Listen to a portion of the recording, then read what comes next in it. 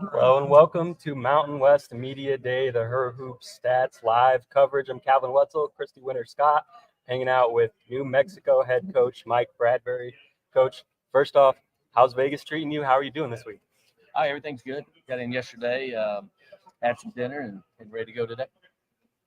And I think with how the season is prognosticated to go in conference, what are your feelings? We'll start conference-wise, and then we'll go specifically with the team. Yeah, I just got my first look at it here a few minutes ago, and Here, let's get you mic'd up. This is Forgot about that. I saw that, and I was like, wait a minute. Hey, everybody, we're live. So this is what happens when we're live, and we're going to just go with it. We're a team, and we're going to keep it moving. We're working it out as we go. We got it. Okay. yeah, got my first look at it a few minutes ago, and last year it was whatever they were. About the only thing that was right was UNLV. So this year we'll see where it goes. We were picked sixth last year, finished second. I think we're picked sixth again this year. So we'll see how it goes. But I can't remember the last time we weren't in the top three. So I would expect to be there again. I love that. Is that something that you discuss? I know I coached for a long time, and sometimes it's the pink elephant in the room. Everybody understands it, but do you discuss it? Hey, we were sixth last year, and look what we did last year. Yeah, I mean, if the players bring it up, we'll discuss it. If not, then we'll roll on. We pretty much got a whole new team. So 10 of the players on our team won't even know where we finished last year. So, Right. We'll just keep practicing and see where we get to. Well, and you've won 20 games 3 years straight, but like you said, you have basically a whole new team. So how do you kind of maintain that success going into another year? With I think just the culture that we have. It's we're going to do it a certain way. There's a certain standard, and all the players that come, whether we recruit them, or their transfers or whatever it is, know the standard when they get there, and we're going to play to that, and hopefully that continues to carry us on winning. What is that dynamic like with the transfer portal culture that is in today's games and the NIL as well? What have you seen change in terms of being transactional or relational, or does that change at all for you? Yeah, it's changed a lot. I mean, I think, the accountability is not there. The work ethic is not there. Nobody knows how to fail. They're just going to run to the next easiest thing, Yeah. Those kind of things. So Yeah. I think in a big picture way, we're teaching the young kids and players today basically how to fail and not be successful in life. So I think it's unfortunate, but you have to adapt and change, and that's kind of what we've all done. So it's a different way to coach the player now than in the past, and you just have to know that each year you're pretty much going to have a new team. And just to tag on to that, what's the biggest challenge in coaching the game with integrity and the right way, with accountability being that top tier element that you want for your culture? That it's hard. When we recruit, we go down that road. So it's an upfront thing for us. We're going to discuss it on the front end, and if we're not the right place, then don't come. Go somewhere where it's going to be easy and where you're probably not going to win. But here we're going to work hard, and there's a certain standard and certain level of intensity you have to play with, and with that we'll have success. And we kind of talked a little bit big picture, but when you look at your team and all those newcomers, who are some of the newcomers that you're looking to sort of have an immediate impact this year? I think with us, Destiny Hooks has to be a big part of that. And she's coming around. It's a little slower than we wanted, but talent-wise, she's going to have to pick up the slack of Nia Wilson. I think Laura Langerman, who's not new, she was on the team last year, but she'll step in and be the point guard. And then, inside presence, Amaya Moreland, who came from San Jose State, was a good player there. She's going to have to, be good inside. So I think with those players and also Alyssa on the wing, those people are going to have to fill in. And it's a big absence from what we lost with Nia Wilson, Nia Augman, and Paula Reyes. And, those were 3 double-digit scores. Right. And with Lingerman running your point guard position, 10 new players, right? What have you seen as the biggest challenge for her to adapt to the skill sets of these new people? Well, I think last year she played a complementary role. Just come in. We had a lot of good players and some veterans, and it was just kind of keep the offense moving. Don't mess it up. Keep us in the flow. Yeah. Get it to the right people. Now with her, she's going to have to play a bigger part. Yeah. And she's going to have to score a little bit, things like that. And when you look at all these newcomers, obviously the roster is a lot different in terms of just style or strengths and weaknesses. How do you see this year's team maybe being similar or different than the last year's team? Yeah, we'll play the same way, but it'll be a little different, and I can't answer that specifically yet. We're still too early. We're kind of molding, what we're going to be. I just don't know where the pieces are going to fit exactly just yet, but we'll get there. How has this game stretched you as a coach, and not just tactically speaking, but how have you grown through your career as a coach? I've grown a lot, obviously, and it's with me, the way you have to coach now is so much different. I like it. It's I don't want to say not as stressful, but it's a little more relaxed. The intensity of back when I first started, and we're kind of going back to your playing and things like that. It was a little different, and you got on people, and things like that. And it was a little tougher. Now it's more like you did what the coach said, Right? And there was no questions. No questions. Okay. Well, now how about that? And now it's more of a discussion, Right.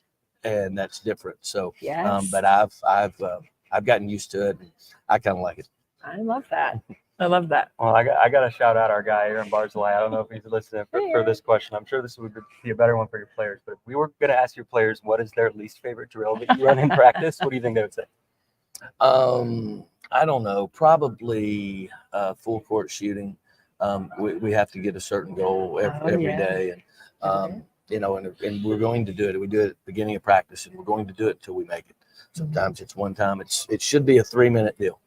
Okay, sometimes it's 9, 12. I was going to say, how many times? The other day it was 12 9. Okay. The day before we came, it was 3. So yeah, I love it. Good. Yeah, you got any more questions? I do. I can just run them off. I can run them off. But I guess when you're looking at, the team dynamics and the style of play that you all want to run, just kind of expounding on what you were saying, Calvin, like what is, I guess, the top 3, what are the top 3 aspects of your team to be successful? Yeah, we have to be able to take care of the ball. First thing is we're always one of the best in the league at the fewest turnovers. So we have to take care of the ball. We want to play with tremendous pace. And we described this, we want to play as fast as we can without turning it over. There we go. So now when we get to that point, and that's different with each team. Right. We've had teams that have averaged up in the high 80s and, all the way down to the low 70s. So that's the biggest thing. And then we have to space the floor and our offense. And as you'll see us play over the year, our spacing is critical, and we keep it open. And those are the biggest things. I love that. And kind of building off that, when you're playing fast but still trying to protect the ball, like Langerman at point guard, how important is it for her to grow into that role and kind of lead in that way? Yeah, it's really important. And the quicker she gets there, the better we'll be. We're, like I said, we're not there yet. And it's not all going to fall on her. We're going to try and share that a little bit, but she'll start there, but we're going to try and share it a little bit. Yeah, play fast but under control, and I think that's a John Wooden quote, right? Yep. Like just push. Play fast but don't hurry. Don't Yeah. hurry. Don't hurry. And I think there's a fine line, because in terms of your student athletes understanding what that is, it's all relative, right? It's Yeah. like get it and go, but put the ball in the right place. That's correct. And it just takes practice. And we in practice for us, we spend a lot of time playing 5-on-5. Okay. And we start in different parts of the floor to put them in decision-making spots quickly, where they have to make that decision quickly. Yeah. And we mess it up a lot, but we're trying to get all the turnovers and all the mess ups done now. So when they have to make that decision in a few weeks, they've been through it. Right. Yeah, I only got one more for Okay. you, Coach, to end, but I don't want to cut you off. No, You got you're one more as good. well. You're good. I just have to ask WNBA Finals, Minnesota, New York. Who you got? Let's go. Let's go. New York. New York. What's your There you go. reasoning behind that? I mean, it's weird. I mean, they've been so good, and then, but yet Minnesota's been good against them. You know, and 3-1. so it's been, Yeah. you know, it's kind of, you know, I don't know. So, with only having seen see them play a couple of times, you know, I don't know the ins and outs. It's good, obviously. It's probably you guys, but I don't have a reason. That's just my gut. That's your gut. Hey, you gotta go with your gut. Yeah. That's how you win. And we wish you the best this season. Thank you. And definitely keeping an eye on that spacing and assist turnover ratio for your squad. But really excited for you, Coach. Thanks, Chrissy. I appreciate it, you guys. Thank you. Thank you. We'll be right back with some more.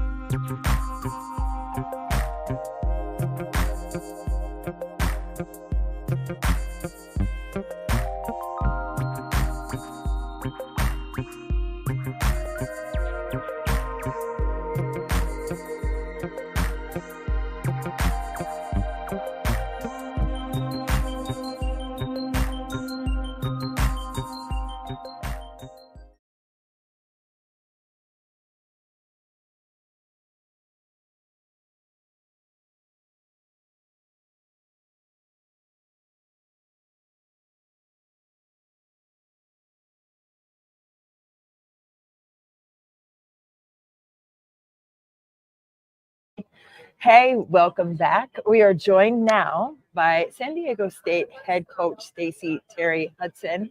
Stacie, welcome and thank you for joining us this morning. Of course. Good morning. Good morning. Super excited. Last year, your team was 20-13 against D1 programs. What do you figure the success of that record was? What did your team do well to get that record? You know, it was really an interesting year. Started off a little slow, had some injuries and some adversity, and had to have a few people fill in different roles that they weren't necessarily used to, which made it that much more interesting as the season went on. And I think the buy-in was at a high level, and we were able to do some things that people didn't expect us to do.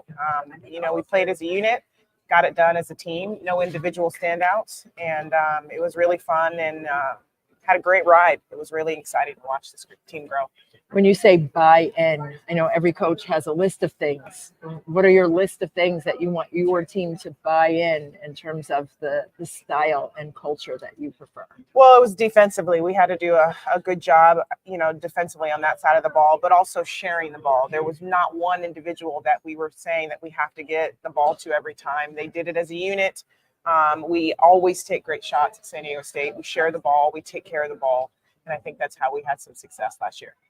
When you look at all those things that you had success on and got a 21 season, like you said, how do you build on and what are you looking to build on going into this year? Well, I think our culture was developed over the last couple of years, and we were able then to recruit to that culture. And I think you got to make sure that you find kids that match you.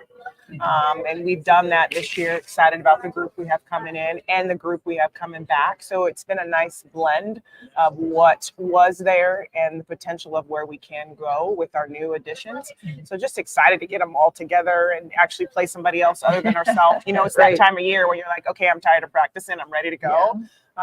But really fun group, really competitive and eager to kind of start the season and see where we can go with this year. Absolutely. And with regards to recruiting and the wave of change, if you will, with NIL and transfer portal, whether it be good or bad, right? If you lose kids, you got to probably tap into the portal to get that experience. So dynamically, how has that changed you in recruiting as a coach? Like all those different aspects of it.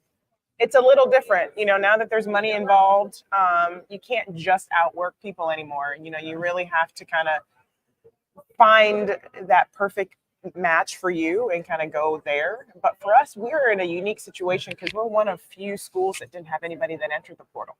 So we had everybody coming back. So we had limited opportunity to add to our group. So we had to be very selective of who we took and made sure that it was a good fit, like I said, for both of us. But yeah, San Diego State is a great university. Obviously, it's a fantastic location. Absolutely. So we didn't have anybody that wanted to leave. Everyone's staying. Yeah. I love that. I love that. And when you look at all those players who are coming back, like who over the offseason or during practice so far has kind of stood out as someone that maybe put in the work over the offseason is going to take a step forward this season? Right. We have two returners that are here with me today. You know, Adriana Quezada and Kim Villalobos, who basically are our returners, returning leading scorers coming back. But we have a nice group of young people that were coming off of injuries, some that were just getting their feet wet last year that were on the team last year. And then the addition of our freshmen and some of our transfers just makes us really complete. And we can attack on so many different levels. You know, we can play faster. We're better defensively. I just think it's going to be a better all-around team.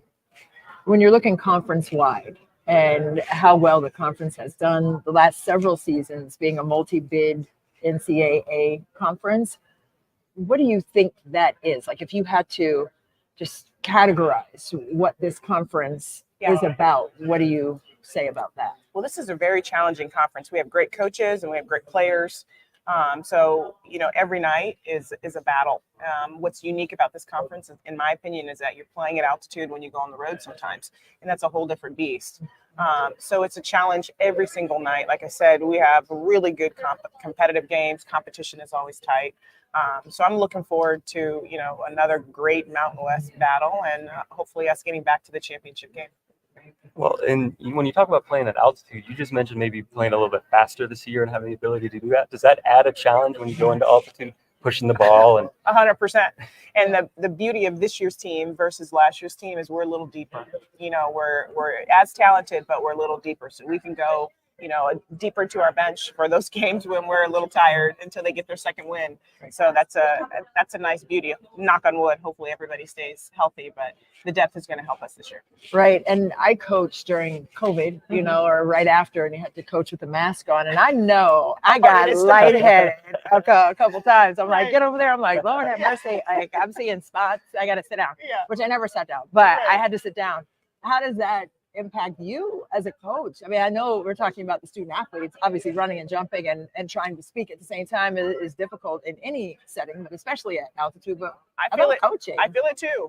See, too. Good. Okay, so I wasn't I feel having it too, a bad but day. it's really, really challenging for them.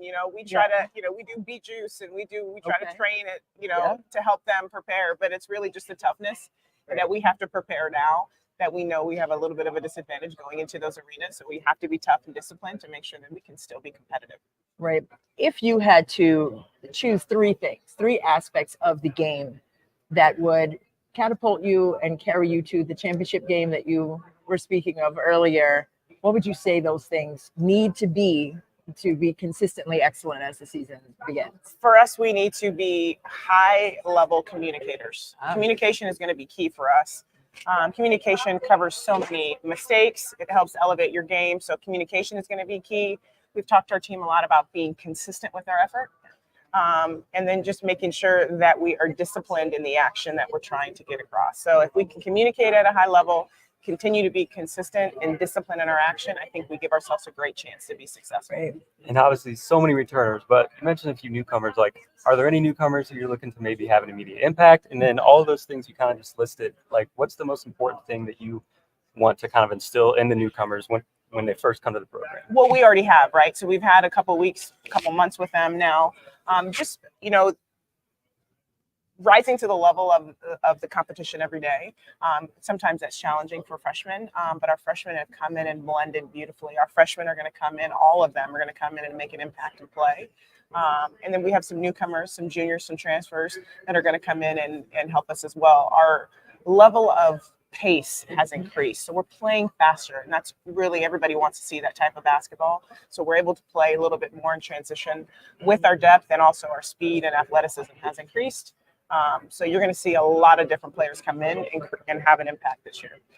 If there's one thing that you can't go a day without saying to your team, what would that be? Shoot or shoot. You got to be confident. Let it go. Let it go. Let it go. With Let it confidence, but it better be a good shot. It better be a good shot. It better go in too. Like, hey, it's fool's gold and a bad shot goes in. So get me started on that. Yeah, absolutely right. Do you do any kind of tracking with that? Like good shot, bad shot, whether it goes in or not? Of course. Yes, that's my biggest pet peeve. You got to take great shots. I want them to have freedom in the framework, and I want to play fast and shoot the ball, but we got to take good shots. We're not going to take contested shots. We have so many weapons on the floor. One more, share the ball, get a good shot, and we'll score at a high level. Awesome. And with the groundswell of women's basketball in general, just across the board, whether it's WNBA or collegiately speaking, how does that feel for you as a coach who loves the game and the integrity behind it? I've been in it for a long time. This is year 25 for me. I played college ball. I played overseas. So it's just really fun to watch. I have a 12-year-old. She went to the championship game last year. It's just fun to watch her enjoy the game as I did, but also on a totally different level. So it's well-deserved, as a former player and coach. I mean, these young women put their heart and soul into this game. There's a lot of sweat equity that goes into it. So I'm just happy that they're able to reap some of those benefits. And it's the viewership and the excitement, not only of just women, but the entire country watching women's basketball just makes my heart smile. Yeah. And first of all, 25 years, no way. Okay, no way on that. I agree. I mean, no, I believe didn't see that. I did not see that. But with your 12-year-old daughter, Yeah. right? What kinds of conversations do you have with her? Because for her, like for us, it's like, wow, look at what's happening. And the growth is exponential. But when you see it through her eyes, when it's the normal for her, it's the norm. What kinds of conversations do you have with her about that aspect? You know, it's really cool for her to say, oh, I look up to Candace Parker. Oh, I look up to, you know, Maya Moore. Oh, I look up to Kelsey Plum, another San Diegan. You know, just watching her and wearing their jerseys and being excited about those opportunities and not saying, you know, for us, it was always a male that we were saying, oh, we want to, you know, pattern our game by so-and-so. But now it's females. And it's just really cool to watch that side of it, that she has someone that looks like her, that she could look up to. I love that I so love much. that so much too. So when you talk about your 25 years of experience playing, coaching, like what is something that you've learned that has maybe helped you become a better coach today? Oh, wow. Two things. I think that it's a collaborative effort. I don't have all the answers. I have a great staff, and I ask for a lot of help around from my colleagues. Two, and I think the discipline piece, you have to be disciplined in whatever you decide to do with your program. It has to be a discipline, night in and night out. You have to coach that. Well, I love that. Oh my gosh, Stacie, so nice to share some time with you. Enjoyed it. Enjoy Media Day today with Thank your you. players and with your squad you have here. Hey, squad, we got the camera over here and everything. But we're looking forward for great things for you and your team this year. So Awesome. thank you so much. Thank you guys for Appreciate doing Thanks this. for joining us. Thank you. We'll be right back. Thanks, guys. There we go.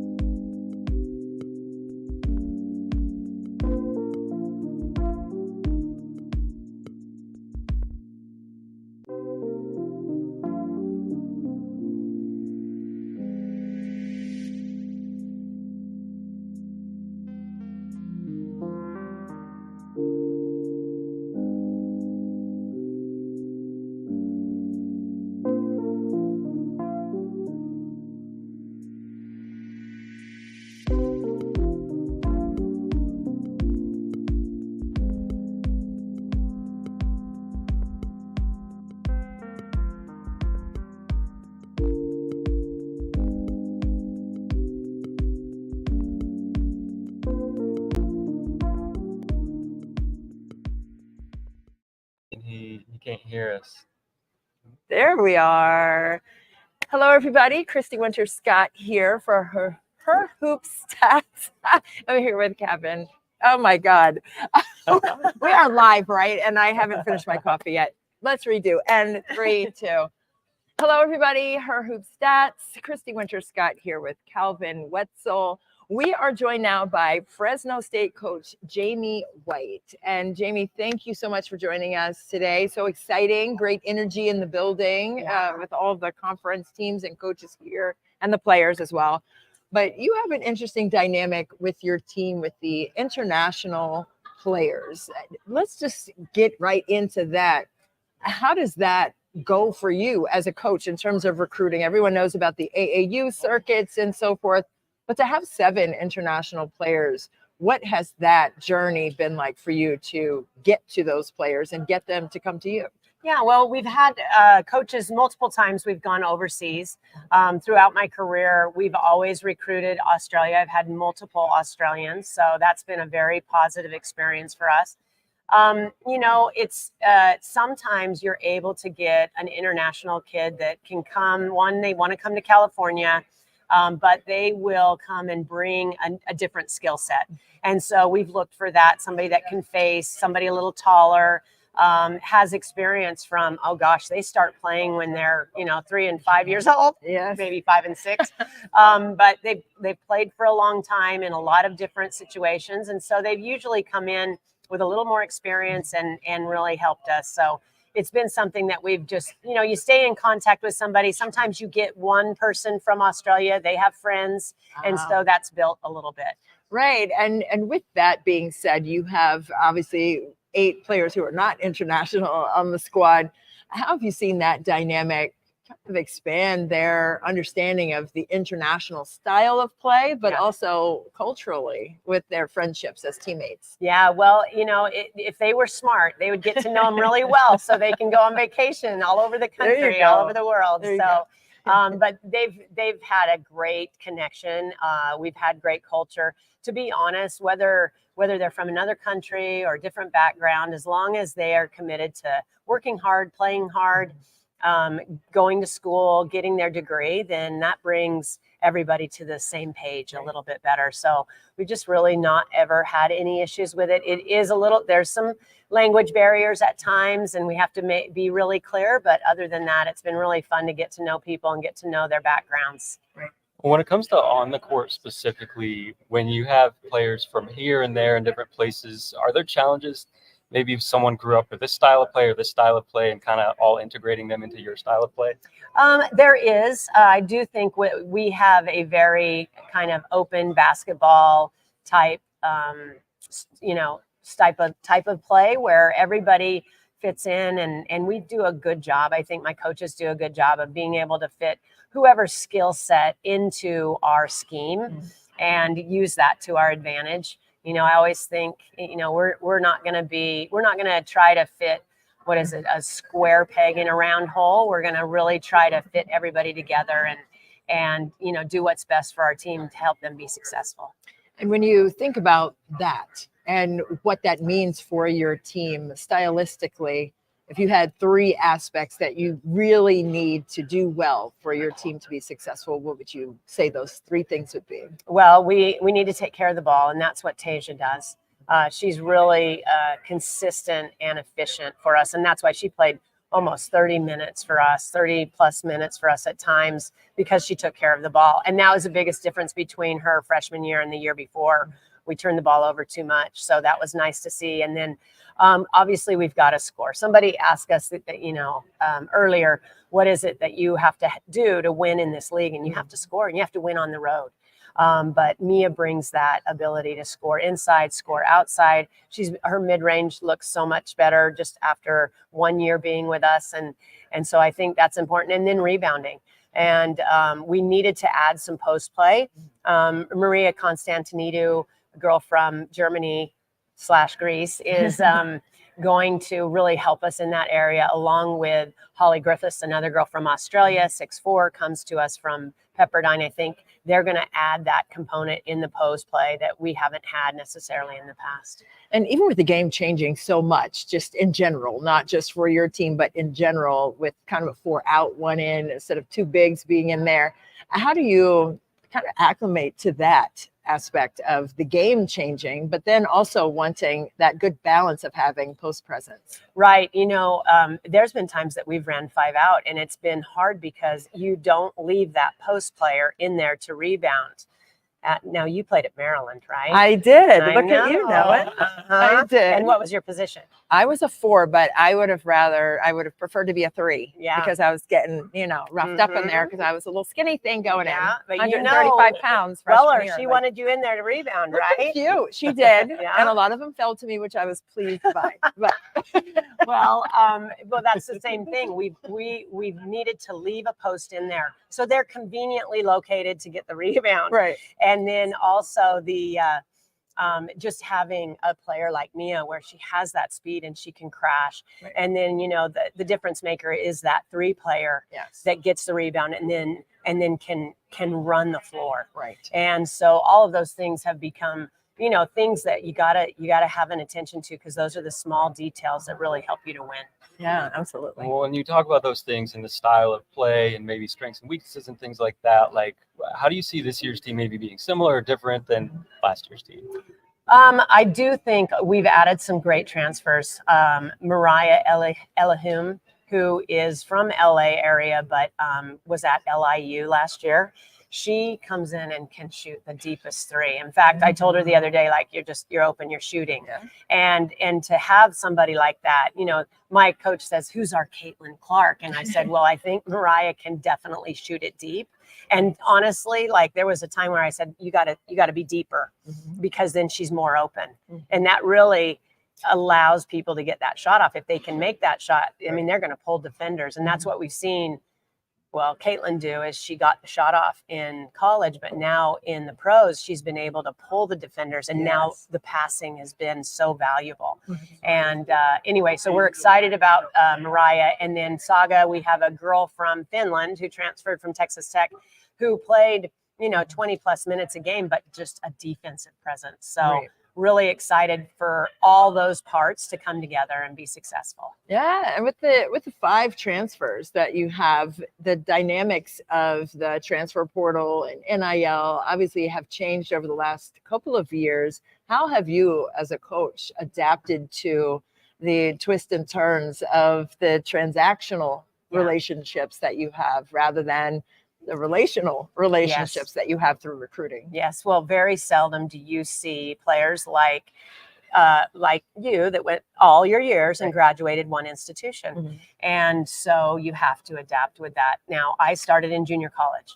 And so I was able to turn teams over in 2 years. You were really only having 2 years as kids. So we're kind of back to that model. It is not my favorite, because you're right. The relationship you can grow in 1 year is not even anything like you could grow in 2 or 3 years. And the kids want relationships. And so it is important that, you know, that's on the forefront, and you're spending more time with that, because you're knowing that maybe you don't have as much time. And, or if you bring that relationship piece, maybe you're keeping those kids for a longer amount of time. So it is something that, and your scheme, whatever you're running, can't be too hard. It's got to be something that people can really step into. And that's why we want to use everybody's strengths. And that's kind of our job, to be creative and make sure that we're using the strengths that we have on our team at that point. Yeah, I hadn't thought about that, you know, just in terms of your schemes and how you have to have some quick score options rather than, you know, the 3 and 4 option offensive sets. How has that changed you as a coach to kind of be more quick score oriented and kind of simplifying things on the offensive side? Right. Well, it does come up in your recruiting. So we have a girl named Malaya Lesueur from Oregon, and she is you know, get downhill and score over and through anybody. Very athletic. We're really excited about her. Didn't play a lot last year, but already has shown and proven that she can score quickly, and it's not real complicated. She gets a rebound, she goes full court, or, you know, she gets something going downhill. And so it does matter in your recruiting. You really have to have a lot of different types of players to be successful versing different teams and different schemes. Absolutely. Yeah, and you kind of talked about some of the ways that your coaching has changed, you know, going from JUCO, and obviously just the climate is different now, but what are maybe some things that you've learned throughout your coaching journey that have helped shape you to be a better coach today? Well, I think one thing I've always done is just be consistent. Kids need to know what to expect every day. And that has been, and they also aren't going to learn it, you know, in September. You know, they're going to learn it over time. And I think that's important, just that consistency. And then I think too, kids want to have fun. We all want to have fun. Adults want to have fun. And so the component of having fun and, you know, not taking some things too serious and being able to rebound, we're really modeling for our young players. And I think that's important on my coaching staff, at our school, with our administration. We just really believe in the players. And at the end of the day, it is the relationship, no matter what. At the end of the day, it always will be the relationship. So not, you know, really valuing that, I think, on the front end. The overarching complexities of the conference, how would you assess what that looks like and feels like from the inside? So there's been lots of things going on lately, obviously. And I have such a, you know, the reason I wanted to be at Fresno State was to be in the Mountain West. I have such a appreciation for the Mountain West. I was at Utah and I was at Wyoming with Joe. And I loved it because it was a winnable conference. It was a competitive conference. It was at another level. And so as we're moving forward, we still have this time ahead of us, and really you have to take one day at a time. You have to, value what you have and respect the people's hard work around you, and have our kids kind of try to focus on today. Yes. Because that's hard. Absolutely. Absolutely. So really just staying focused on the moment and enjoying what we have today is really important. Yeah. Be where your feet are. That's what right. I like to say. That's right. I just have one more Good. question for you before you get out of here. WNBA Finals, Minnesota, New York. Who you got? I love the Collier kid. I think them having knocked New York off in that first game is really going to be a huge factor. So I think that it will at least go 5, which I'm excited about. But Minnesota has a little bit of the benefit right now. Oh boy, we can't wait for that. We have a little poll going, so we're asking all the track. coaches. All right. What New Mexico? Oh, He said New he York. said New York. Hey, I love Stewie, and I love they have a whole team. Yeah. But Minnesota, every game gets better. Somebody steps up for them, and so it's been exciting. Yeah, Courtney Williams. No I popped a hamstring when Oh, she yeah. got that and one triple. I was like up so fast, and my hamstring locked up. And so super exciting. So super exciting conversation with you, Coach, and Jaime. We're gonna keep track of your team, and all the best to you as you move forward as All the right. season progresses. Thank you. Thank you so Thank much. you.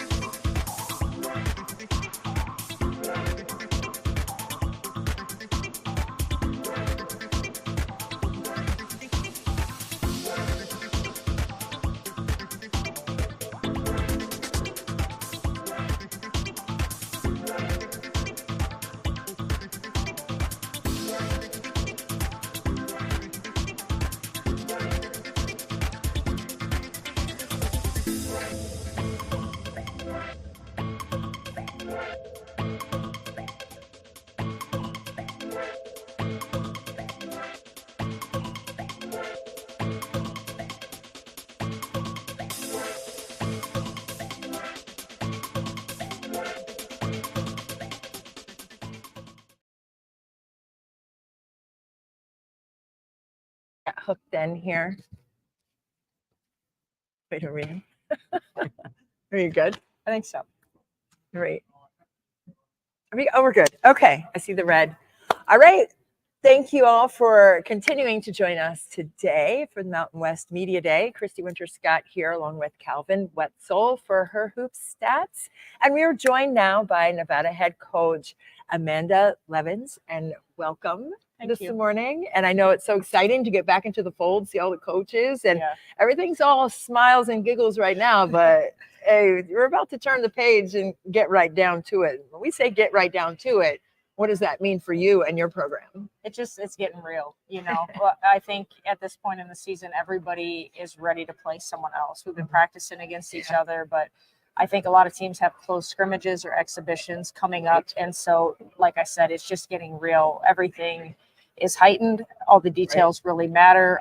Playing time gets sorted out. You know, I think in the summer and preseason, everybody talks about how great their team chemistry is because no one's fighting for minutes yet. But like this is when you kind of figure out who your team is going to be and how are they going to support each other maybe when they're not getting exactly what they want individually. So it's just getting real.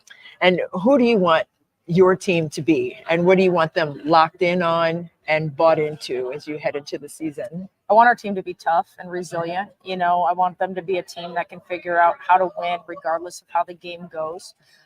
You're always hopeful that you make shots and, you know, offensively you're in a great rhythm, but as you play teams, especially a second time in conference, that gets harder. Yes. And so we want to be a team that, you know, if the score's in the 30s or low 40s, because people are struggling to score, we can figure out how to win by a point. And, you know, if it's a game where we're really flowing, that we're still defending, but, you know, we can score at a higher level. So I think we have a lot of good depth, and I want them to be selfless and be willing to cheer for a teammate that maybe hasn't going that night and they don't, you know, because I think we do have depth and we're a team that can have different leading scores on different nights. And so we're working on that. You know, we're trying to shape them into who we want to be and hopefully be playing our best basketball in March. Love that. Well, when it comes to that identity, obviously, you know, a lot of teams have a lot of different moving parts and transfers. You guys bring back all your starters, but are there any ways that you look at kind of on the court that maybe this team will be different from last season or similar? Yeah, the core coming back is huge, you know, and in the age of the transfer portal, honestly, I'm really proud of that because, you know, a lot of people lose players every year. And so to be able to retain the majority of our team is huge. And I credit our staff and our university for just providing a great environment.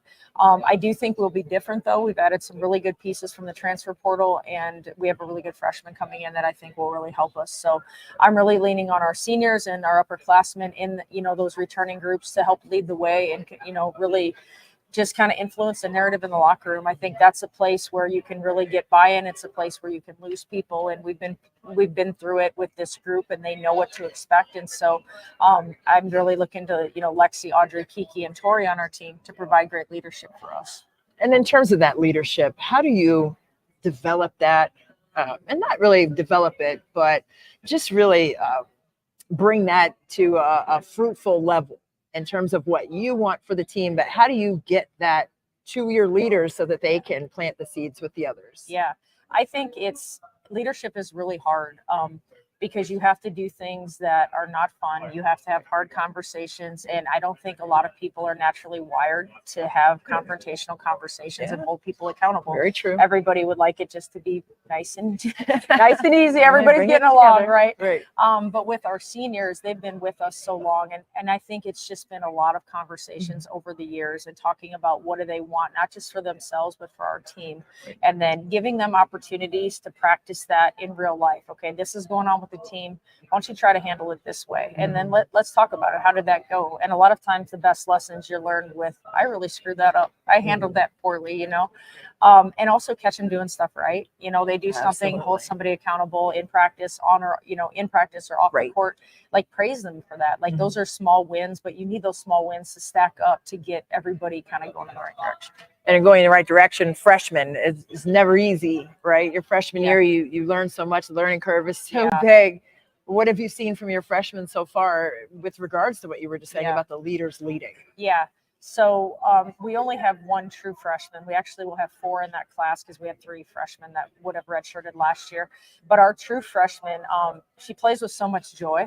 it's awesome to see. Like, she celebrates her teammates. She gets so excited for them. And she's super comfortable in her own skin. And I think that's a unique thing to be as an 18-year-old. And in this day and age with social media and everything else, that she knows what she wants. She's extremely consistent. She's motivated academically, and she's just comfortable. And I think being comfortable right away allows her to be confident on the court and allows her to make mistakes. Yes. You know, sometimes the fear of making mistakes, you end up making extra mistakes, Of but she course. just goes for it. She wants to be coached, and she gets better every day. We're super excited for her. Love that. Well, and go back to that leadership in when you have freshmen. Like over the offseason, how important is that leadership when maybe the lights aren't on and not as many people are watching, in terms of players developing and coming back a lot better this year than they were at the end of last year? Yeah, I think the off season for that is huge, because you get new players to campus and they're looking around, what is everybody else doing? You know, we're done working out maybe that day at 10 a.m. Like, what are you doing the rest of your day? Like, are you getting back in the gym and getting another workout? Are you going in and taking care of your body? That sets the tone for the new players. Like, this is what we do here, you know? And then also the transition for the incoming freshmen, they need to be connected. Yes. Like, I think you lose people, not just in athletics, but in college, when they don't have those connections in their community. And so the older players, making them feel welcome and that they belong and that they want them there, that's huge. You know, it's like, they're going to be homesick a little bit, but it's like, okay, I have my people here now. And that transition becomes so much easier. What's the biggest challenge of competing in the Mountain West Conference? It's such a great basketball conference. I mean, you're never going to get an off night. You know what I mean? It doesn't matter where people stand statistically. Like, you're going to play a good basketball team every time you step on the floor. Right. We have some amazing environments to play in on the road, you know, that fans show up for their home teams. And it's just fun. It's a really fun conference. And I think this year, you know, just like last year, I think it's pretty open. I know the predictions came out, but I think there's going to be some surprises and people are going to do a little better than predicted, and it's going to be fun. Yeah, it's always easy to look at the beginning and say, okay, Yep. here's the preseason Yeah. list. But then at the end, you see what's really what. Yeah. What's that going to take for your team Yeah. to strive to be their best selves at the Yeah. right time? I think people that do the predictions, you don't really know. You Yeah. can say on paper they have these good individual players, but you never know how that team is going to gel and what they're going to look like in 5 months. And so for us, you know, I think every year I've been at Nevada, they've predicted us to be something that we finished higher than. Right. And so for me, I'm just like, let's go.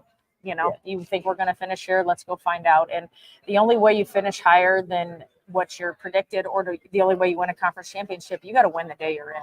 And whether that's practice or the game you're in, you got to take it one day at a time and keep getting better. You know, you can't win the conference in one game. You can't win the conference in one practice. So it's all about consistency and stacking days. Stacking days, Yeah. one of my favorite quotes. Yeah, I for love sure. it. And when you talk about the predictions, when it comes to your players, is that something that you kind of put out of sight, or is that something that, you know, if you predicted lower than you wanted, you use it as motivation in practice?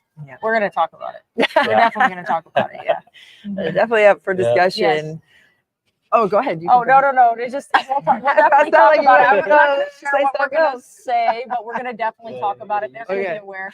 Use And, you it. know, they're all on social media. They see it and Yeah. things like that. And, you know, I think when someone expects you to do worse than you expect of yourself, then, you know, that is motivation. And so I think if you use it in the right way, it can be a really positive thing. Absolutely. Leave it on the whiteboard Yeah. all season Yep, long. exactly. Hey, we appreciate your time, and we definitely will keep track of your team and track of this conference. It's going to be a great ride, but I know Calvin had a Hey, parting we gotta question. we gotta Just- leave you with this. WNBA Finals, Minnesota, New York. Who you got? Ooh, man. That's the best Man, question of the day. It's been such a great series. I honestly don't want it to end. Yeah. You know, Me neither. but kind of from a coach's perspective, you know, you look at Minnesota and they're a great team, and maybe I don't know if publicize is the right word, but they don't have the star power that some of the other teams, the attention for individual players. And so seeing them compete and try to win as a group and have different people step up, like I love that from a coaching perspective. But obviously New York, I'm a huge Sandy Brondella fan, and, you know, Sabrina Ionescu, I was in the Pac-12 when she was at Oregon. Oh, so yeah. How about it's just fun to, you know, see people doing well that you played Yeah. against. So to answer your question, I have no idea, but I really will enjoy watching Probably the every correct game of answer. this series, and it's been fabulous. So I can't wait for tonight. Oh, Amanda, thank Absolutely. you so much. We appreciate you. We're going to mark that down. We have, I don't know, do we have Yeah, we have I'll New do an York, IDK. There you Minnesota, go. we have a I don't know list now because Sorry. There we I go. missed No, I that. love it. There we Hey, go. listen. Hey, you Hey, got to play the that's the right games. answer. That's what we be watching too. So we'll be watching those games, watching your games, and we wish you all the best. Thank you guys. Appreciate you. Thank you.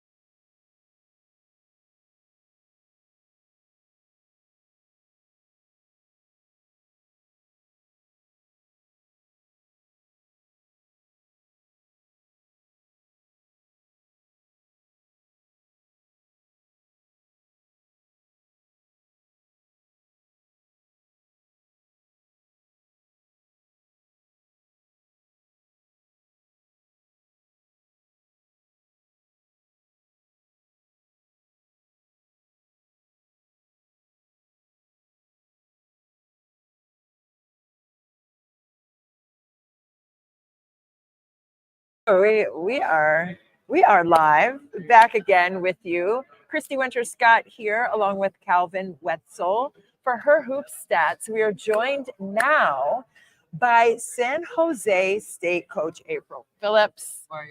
Welcome to the party. It's been a party. It's like a reunion of all the coaches, all the players getting together once again. And you see each other, you shake hands, you say, hey, how you doing? Right. But in a couple of weeks, it's time to lace them up. When your team laces them up, what do you want that to look like this season? Yeah, toughness. I think I'm so much of an intangible coach, right? And I think playing hard, doing the little things that matter are so important. And I think that they ultimately translate to big swings of games and points and momentum and all those things. And so we just want to really out tough teams, and we want to show a togetherness. And I think if we take care of those things, then all the other stuff takes care of itself. Yeah, with the dynamic of losing 3 key scorers for your team last season, what does that look like so far in practice this year? And who has stepped up in that role of being more of an offensive producer for you? And we've got a number of players that can really score the ball. We brought in, we've got obviously Phillips, who you may have met, I'm not sure, but Phillips and Jasmine were out with injuries. We really struggled with injuries last season. Yeah. I mean, at some points, even down to 7 players. That's so tough. And so various players had to step up and do things that I think were a little bit outside of their roles. But they're coming in this season. We've got a healthy roster. Obviously, the feat is to continue to keep them healthy, while also that balance of getting better and working. But we've got a number of players that can really put the ball in the basket, and I think it's going to be a balance. It can be anyone's night, because they're all very capable. And the challenge is going to be, how can we all make each other better? And when it's your night, make it rain. Let them have it, right? Let them and the have it. selflessness of like, it's your night tonight. Let's find you. That's right. Yeah. That's right. That's right. Make it rain. So when you talk about like you lose some key pieces and that toughness that you mentioned, like how hard is it to kind of, when you bring in newcomers, maybe instill that toughness or maintain that identity of toughness with the people who return? Yeah. Some of it carries over, and then there's a part of it that you just got to stay consistent with every day and demand it every day. And that's just what it is. It's demanding it every day, and getting to a place where it's a habit. It's a habit. It's an identity of like, this is what we do, right? That ball's on the floor, we go get it, and nothing else is okay here, right? And so it's just a matter of demanding it every day. And I think those who have been in the program can assist in that, right? Because they set the example for that. And also, like, hey, you see that ball, go get it, right? Like, so a little bit of that is Right. And who is in lockstep with you on the court in that regard, with the intensity, the integrity behind what you're saying about go and get it, let it rain, like the aggressiveness and the confidence? Who exudes that for you on the court? I think, ironically, Jasmine Singleton, who was injured last season, and Phillips, who was also injured last season. Those are 2 young ladies that they really get it.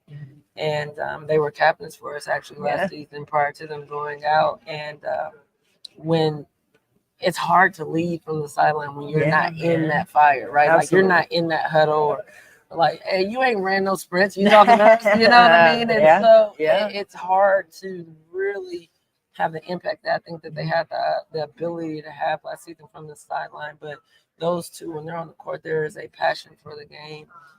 They know exactly what it is that I desire.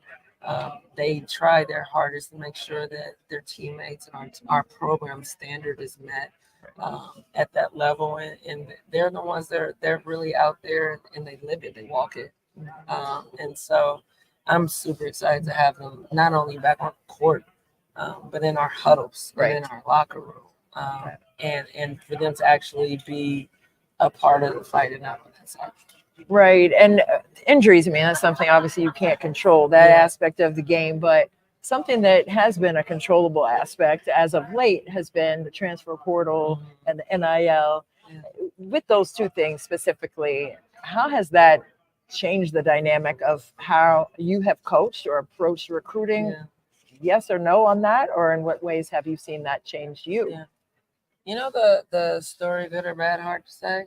That's kind of what I go with on that one. It's anything that we look at, any change that occurs in our game, we can look at it and say it's positive for A, B, and C reason. It's negative for A, B, and C reason. This is what's good. It's good or bad, hard to say, because there are different things that are good that come from it.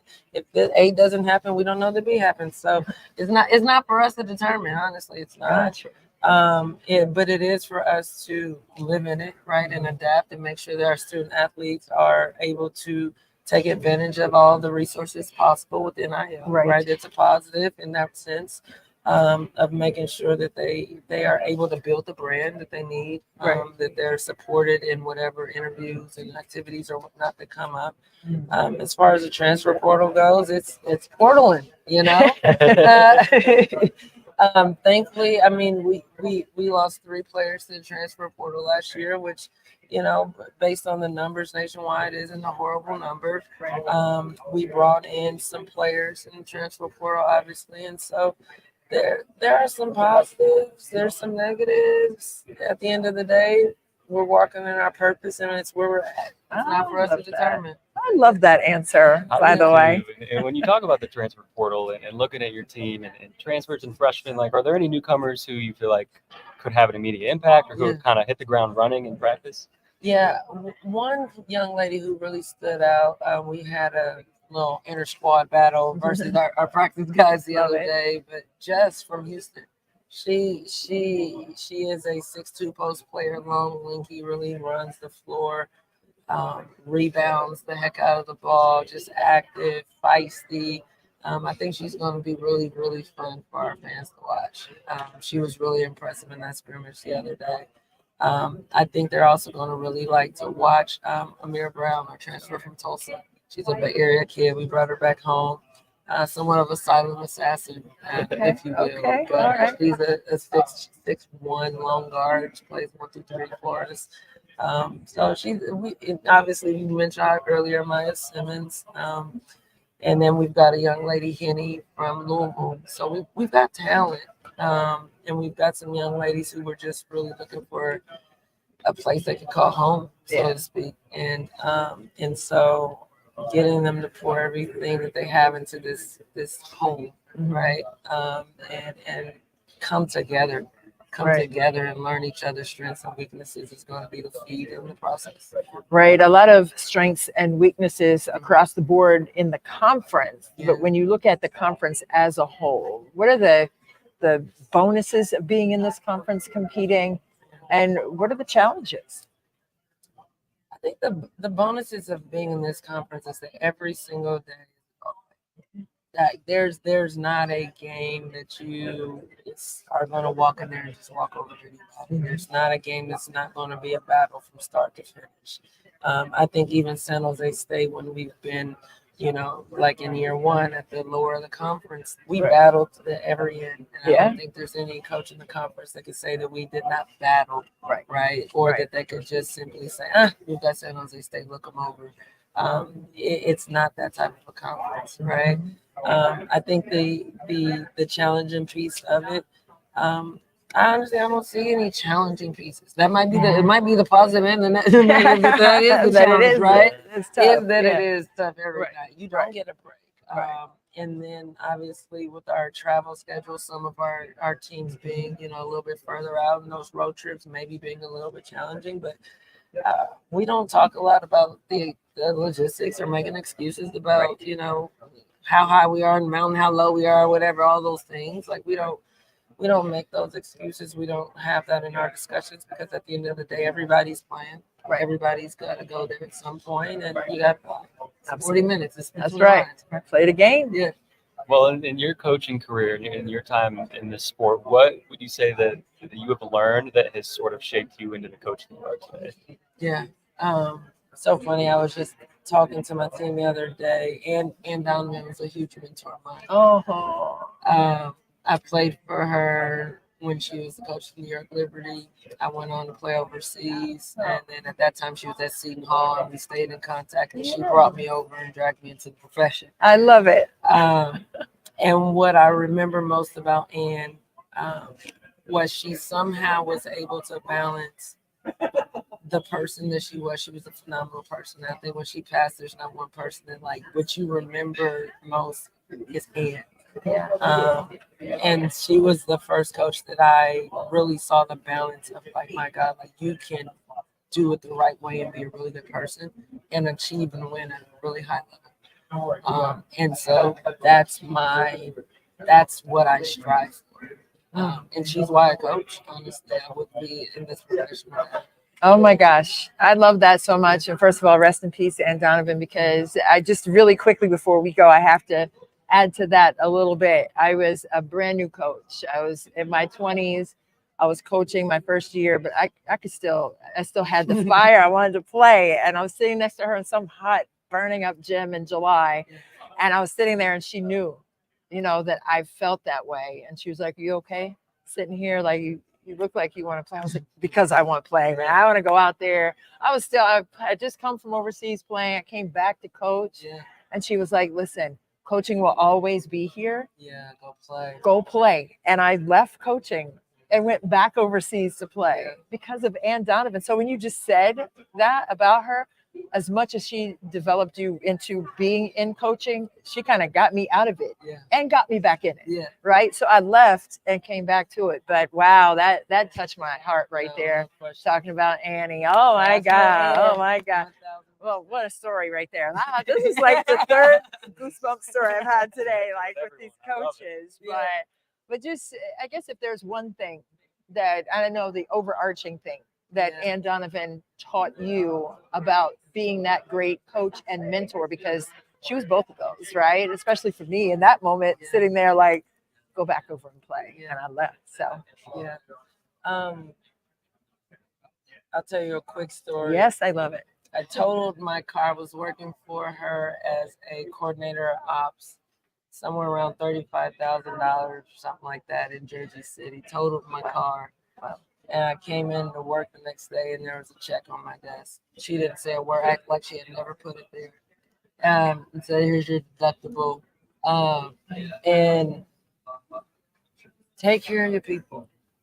That's it. Take care of your people. I think when you find people who really know you and are willing to understand you and take the time to get to know you, you take care of those people. Yeah.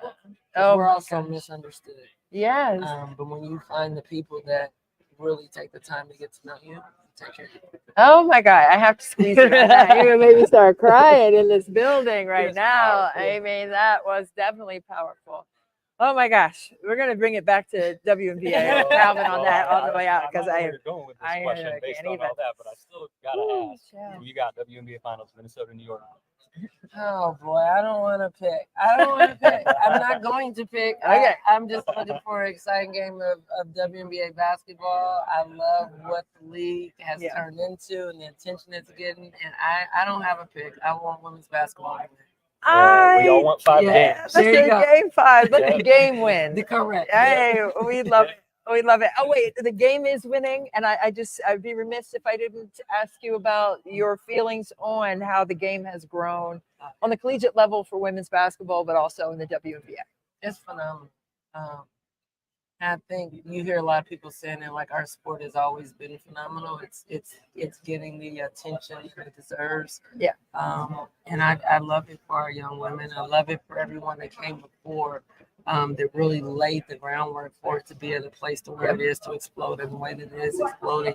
And I just pray and I hope that we continue to make it a positive narrative and just support each other because we all have the same challenge and feats and different stories and backgrounds. And we're all just really trying to do the same thing, which is be the best version of ourselves.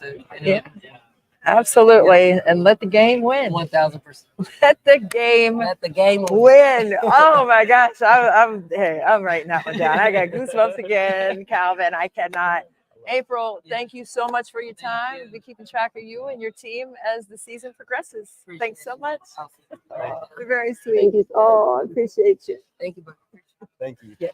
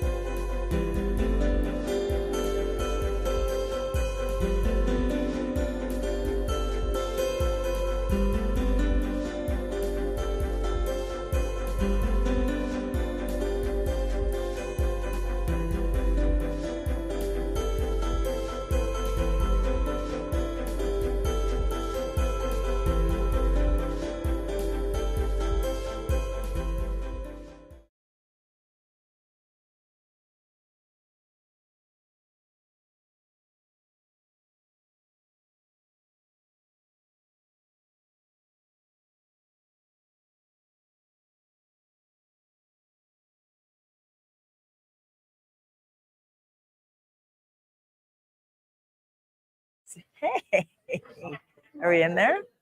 Here we go. We are back with yet another coach. This time, UNLV's coach, Lindy Rocque, has joined us today. Christy Winter-Scott alongside Calvin Wetzel for her hoop stats. And Lindy, 3 times in a row, tic-tac-toe for you guys in conference championships. What will it take to continue that? You know, it's always tough to repeat, but then when you have back-to-back-to-back victories, what's the biggest challenge with that dynamic for your team? Well, winning is really hard. Absolutely. Really, really hard. Yes. And then obviously once you kind of establish yourself at the top, so to say, or win a couple in a row, it gets even harder. And it's hard for our team, you know, as the leader of the group and the coach to fight the complacency and the we've arrived, you know, kind of mentality. Absolutely. We definitely want to have a confidence about us and know that that's our expectation and standard, and falling short of that isn't acceptable, really. But then obviously the target grows bigger and bigger on your back, and you know that we know what we are in the other team's mind. There you go. View. And so, you know, we've got a great league. The league is continuing to get better and better. And so it's going to be even harder this year. But, you know, our expectations aren't changing. We've got a great group, and that's what we're working for. Right. So for as much as everyone builds for you all, you're building for that challenge as well. What is the main thing that you keep in front of your team in that regard to stay and keep that main thing the main thing for you? Well, you know, at this time of year, you know, you forget all the hard work that you put in to get the result last year. Right. And especially for returners or even young people that don't know anything. And so for us, it's like there's no shortcuts to success. And that's what I think I say, you know, ad nauseum, especially here as we get started, of we want to be really good. We have a lot of talent, but it is going to take a lot of hard work, and we can't skip the steps of, you know, doing the first thing first. And there's no championship won in October. You know, There you go. So we've got to kind of climb our own ladder to get to where we know we want to go. Well, and this year you're trying to maintain, continue on the 3 straight championships without Mountain West Player of the Year, Desi Ray. Obviously, you do have some pieces coming back. Like, who steps up this year and kind of fills that void? Yeah, Desi, obviously one of the greatest players in conference history, frankly, and just a great leader and passionate player. So we're going to look different just by merely not having her out there. From our team standpoint, we still have great leadership. Kiara Jackson, senior point guard, been in the program 4 years now. Alyssa Brown, same thing. Those are returning starters. And so for sure, we're going to lean on them to kind of spearhead our group. Amarachi Kempson, obviously coming off of a great freshman year. All 3 of them, named the preseason All Mountain West team, very deserving. So we've got some experience in those 3 players. But then after them, the experience is slimmer. And so we've got great opportunity for our whole roster to step into different roles and produce and contribute and be great teammates for each other. So, that's my job. That's what I'm figuring out right now. I don't have all the answers for you just yet, but we're going to be different without Desi, but I don't expect any drop off in obviously our expectation or our level of play. And speak to not necessarily the level of play solely, but the level of how your philosophy and your culture has to carry you through in moments where you are kind of uncertain in October, right, as to what your team will look like fully cooked. Yeah, I think our culture is our biggest championship piece, if you will. And that's, the winning obviously has, may look easy, but it's the culture piece that carries you through the adversity. And so we're really proud of the culture that we have with our team. And again, it starts with our players being great, beacons of that and, holding that with each other. But I think the culture piece is huge, and that, when we're trying to figure ourselves out, we know we're going to need everyone. And when that moment is, we don't know, but I do know it's going to happen. That's right. And I think that's when you rely on everyone to, stay ready so you don't have to get ready kind of feel. Yes. And then in this non-conference, we've got some figuring out to do, and we've got a really hard non-conference schedule. So I'm like, oh, good job, Lindy, but I think it's going to be great for our team to have a lot of tough battles early. So by the time conference play, we're going to know who we are. We're going to know what we're going to rely on. And I don't know what that is yet.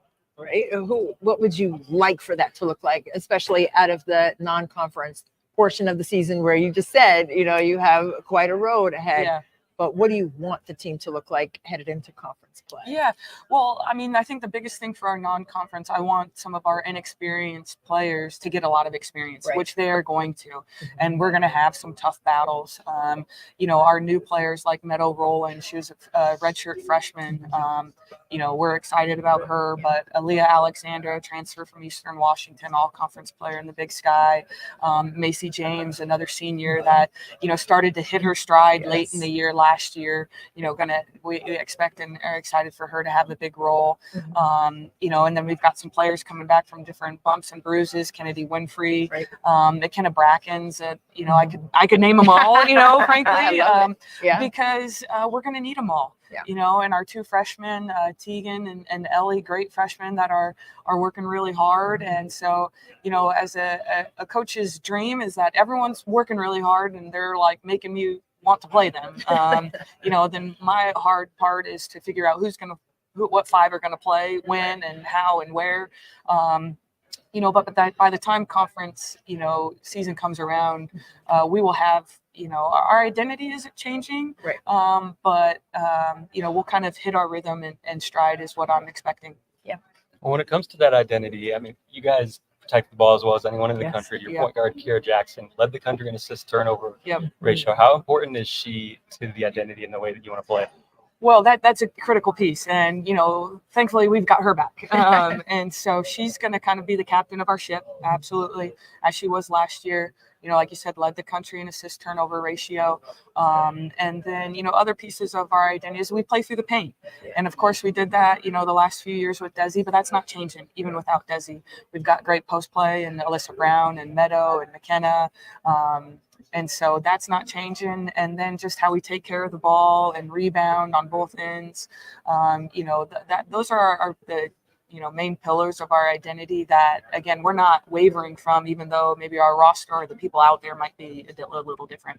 Right. Your team rebounding numbers, amazing, Yeah. right? Top of the charts with that, and playing through the paints, not just buckets. Right. How important have boards been for you, and not just defensive boards, but getting to the O-glass as well? Yeah, it's been huge. And, obviously, again, Alyssa Brown is our best Yes. rebounder last year. Yes. I mean, Desi kind of got all the credit, but, Alyssa Brown did it, especially on the offensive end. I mean, I remember that tough Wyoming game we had. She had 0 points and 19 rebounds. I mean, I'm like, I don't know insane. if I ever saw a stat line like that. Dennis but Rodman or something. Yeah, like exactly.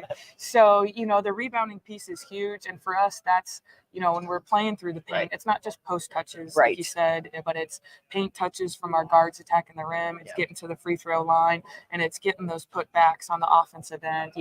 I love offense. I think you guys know that by now. We like to score 80 points a game. And so our best defense is also, offensive rebound. glass. Yeah, with the glass. Yeah, well, you kind of mentioned your identity isn't changing. Even, you lose Desi, you're still going to play inside out. Right. Are there any pieces of your team that might look different at all from last year in terms of the way you play or strengths and weaknesses? Yes and no. I mean, like our, whether it's our continuity offense or just like kind of our typical style of play, like that is going to be our bread and butter, getting out in transition and run and to try to score the ball quickly. We have great shooters still.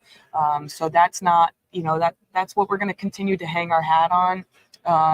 Just with some of our different post depth, we may have to play some different guard combinations, maybe play, we've been an old school 2-post player kind of lineups, and Love we might that. have to go. Yeah, I know, me too. Yeah. But just with, different post play, the depth or foul trouble, then we're preparing to play different 4-guard lineups.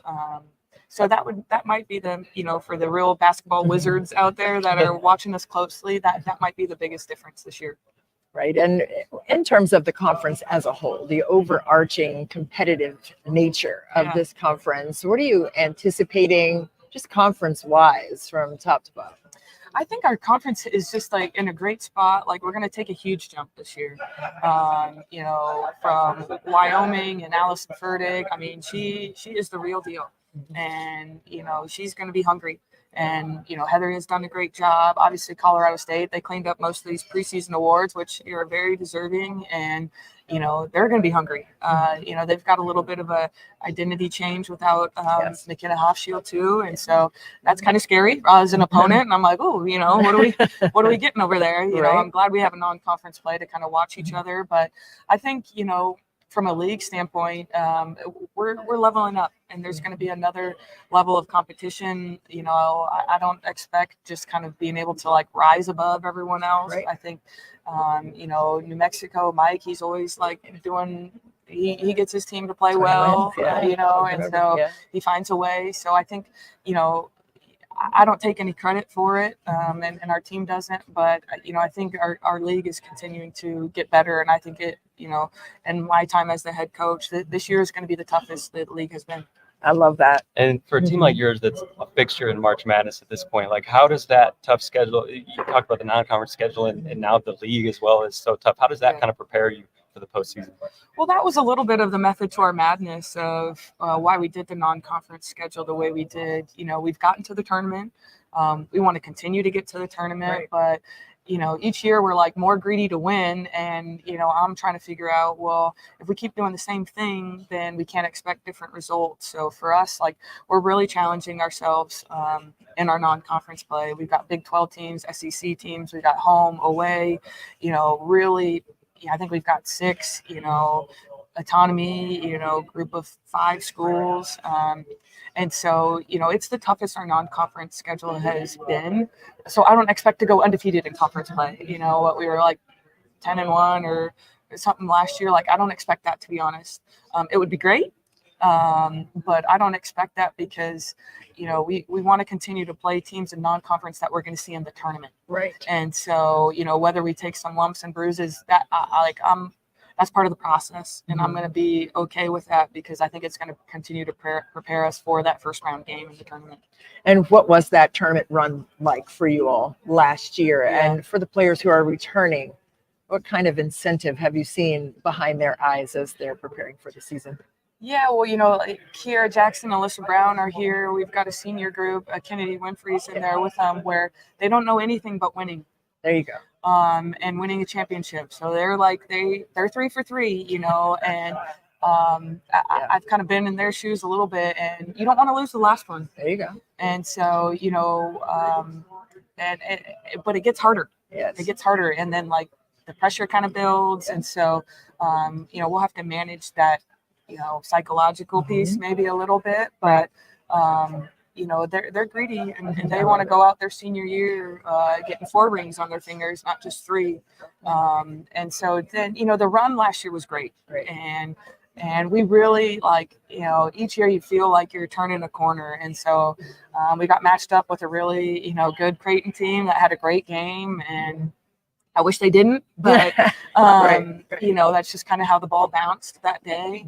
And, so obviously we came up short. But it doesn't take away kind of to the phenomenal season and the tournament run, like you said. But, we're going to kind of carry that little sour taste in our mouth for hopefully, obviously, through this non-conference and through conference play because we want to get back there. Yeah, pressure is a privilege. Yeah. That's what it is. It is. And when you talk about winning rings, I feel like we got to leave you with this then. Okay. WNBA Finals, Minnesota, New York. Who you got? Man, what a great series. I mean, So I good. think even the semifinals, obviously, I'm an Aces fan here in town. And, we went 3-peat, so I was really pulling for them to do that. But, New York is so talented, but man, Minnesota is so well coached and they're gritty and they're playing hard. So, I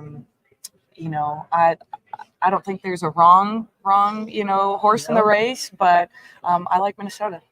All right. I love that. There you go. I love it. Oh my goodness. Yeah. Coach, thank you so much for joining us. We're definitely going to keep our eyes on you as you go keep your eyes on the prize for a 4th straight time. But thank you so much. Yeah, thank you guys for having me. Looking forward to it.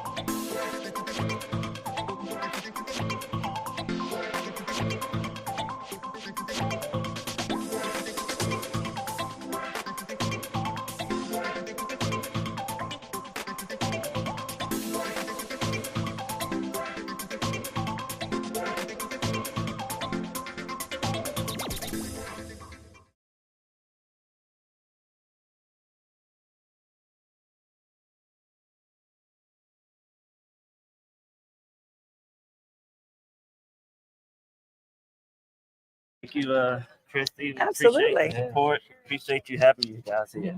Absolutely. Get all attached there All for right, you. here we go. We're in there. Okay, yeah, Am I in? we are Do I live. need to- Yeah, all maybe slide over a right, little all bit. right, You know, all right, there we cool, are. Cool. We're framed, Mhm. and I love it. And we're live. We're back on the Her Hoop Stats Network. I'm Christy Winter-Scott with Calvin Wetzel. We are joined now by Utah State coach, friend of mine, Wesley Brooks. Welcome. Your first year Yeah. in the Mountain West Conference, year. but Yeah, we go way we're back. true to this, not new to it. So Yeah. that's where we're going to start, Yeah. right? I Mhm. mean, your journey to get to Mhm. this point, Mhm. couple inches over on a chair as the Absolutely. head coach now. Uh-huh. And I know it's only been a couple of months here, Mhm. but what has that felt like for you to make that jump from assistant coach at Mhm. some perennial Power 5 schools Right. to now be a head coach? Very rewarding. Just kind of like your life work completed and embodied in one. You always, like when you start coaching, you want to get to this position as a head coach. So to finally get to this point, now we have a lot of work to do. It's a total rebuild, you know, so we have to rebuild it. And but it's very rewarding, and you embrace the challenge. And we have tremendous people in our program, tremendous coaches, tremendous young women in our program. So it's a joy to go to work every day with them. What makes it joyful for you specifically? Just you wanna our motto of our program is empower, compete, and conquer. So we want to empower young women on and off the court, so that they can compete on and off the court, so that they can conquer in life on and off the court. I love that so much. So that's a the goal. trifecta. Yeah, There you that's go. the goal of our program. So Yeah. you know, I've been blessed to be empowered by many great coaches, Kevin McGuff, Kim Barnes and Rico, Yes. powerful people, Yes. successful people. And so they've meant so much to me in my life and helped me get to where I go. So now it's time to return the favor and help young women reach their goals, become professional basketball players, become doctors, become whatever they want to be. I So- love that. Well, like you said, you've worked Very for a cool. lot of great head coaches. Now you are one. Like when it comes to how your teams are going to play, what do you want the identity of a Coach Brooks team to be? Well, What is your team gonna hang your hat on? Christy's going to relate. We're going to do that 22. Let's go. We're going to press. We're So gonna press. 22 is coming. All I right. love so, that. You know, Christy used to 2-1. say, Christy used to say, here come that ferocious Ohio State defense. There we So go. We Yeah. brought that to Logan. I love so it. We brought the 22 to Logan. So we're going to press. The thing, we're probably going to shoot more threes than we did at Okay. Ohio State. So I need to have a team full of JC Sheldons and Taylor Mike. Let it fly. So our goal is to shoot 43s a game. Okay. So we work on it in practice. We really embrace it. Cheyenne Stubbs, who is a hell of a player, I think very underrated, should be on the Becky Hammond watch list. We need to Okay. get her on there. I don't know how we do it, Aaron, you but we listening? need Yeah. to get Gotta get we some need help. to get Cheyenne Stubbs on the Becky Hammond watch list. One of the best right. mid-major players in the country, will be a professional basketball player. What we tried to do with her is just make her really more efficient with her game. So we watched film. We really watched that this year during the summer. We watched JC Sheldon film. We watched it the other day. We watched a lot of JC. Who better to try? Yeah, If we're how going to about play in that? this style of play and Absolutely. play in this system, who better to emulate, right? So that's what we're going to try and do.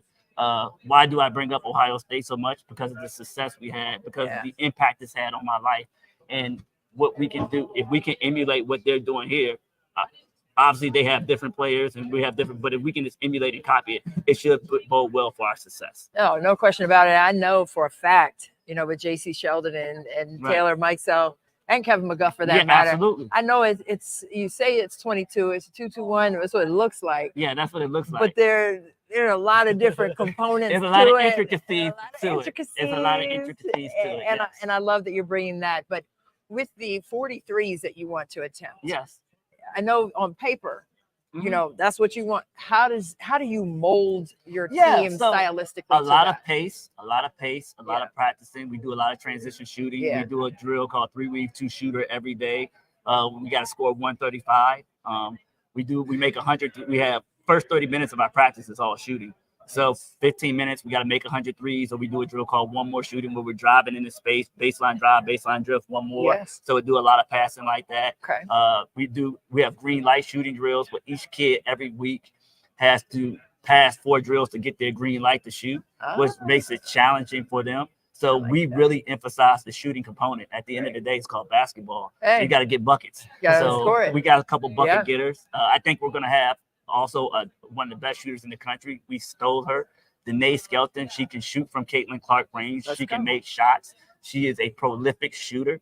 Just one of those kids from Kelowna, British Columbia, who we found out of middle of nowhere. They don't play AAU. They don't do it. I got a call from a friend and said, Wes, we know you love shooting, but this may be the best shooter in Canada. So we got to sign her. So we're really looking forward to it. She'll be up in the national statistics for shooting. But we just really work on it, and then we got to recruit to it as well. Right. So. When you talk about that recruiting, like as a first-year head coach, like you said, stepping into a rebuild, like no one's ever going to say that's easy. But is that different at all now when you have the transfer portal and recruiting? It is a little bit different. And Chrissy can speak to this because she has a program, AAU program, right? So she can speak to this. What the work I've done at Utah, Michigan, Ohio State, all those coaches know you and they recognize you. And you've recruited from them for years. So when they see you get your opportunity, they want to help you. So just like we got the call about Danae, people want to feed you players. And if they know you're going to do right by their kids, they want to send them to you. So obviously we have to continue to build relationships and grow our relationships on the West Coast. But people see somebody that they believe in and they want to help you. So we thank all the AAU coaches. We thank all the high school coaches out there because that has helped us. We signed 9 kids in a matter of 4 weeks, but it's because of AAU coaches and high school coaches and people who believe that you're going to do right by the kids. Mm-hmm. And building those relationships, right? Not just with the players who you recruit, your coaches on your staff, but just league wide in this conference. What has that felt like for you, making that adjustment and building those relationships? Well, league wide, this is a good conference. This is a really good conference. Lindy's done an excellent job. Ryan's done an excellent job. Gordy's done an excellent job. Bradbury, like these are big time names. You know what I mean? So they've been really held it down and done a good job. So obviously it's a challenge, you know. So we have to kind of raise the level to where they're at, you know. And so we're looking forward to the challenge, and we're looking forward to this continuing this to get 1% better every day. Right, and with that 1%. Your philosophy for this program, I already, the 3 key components and those core values that you suggested already.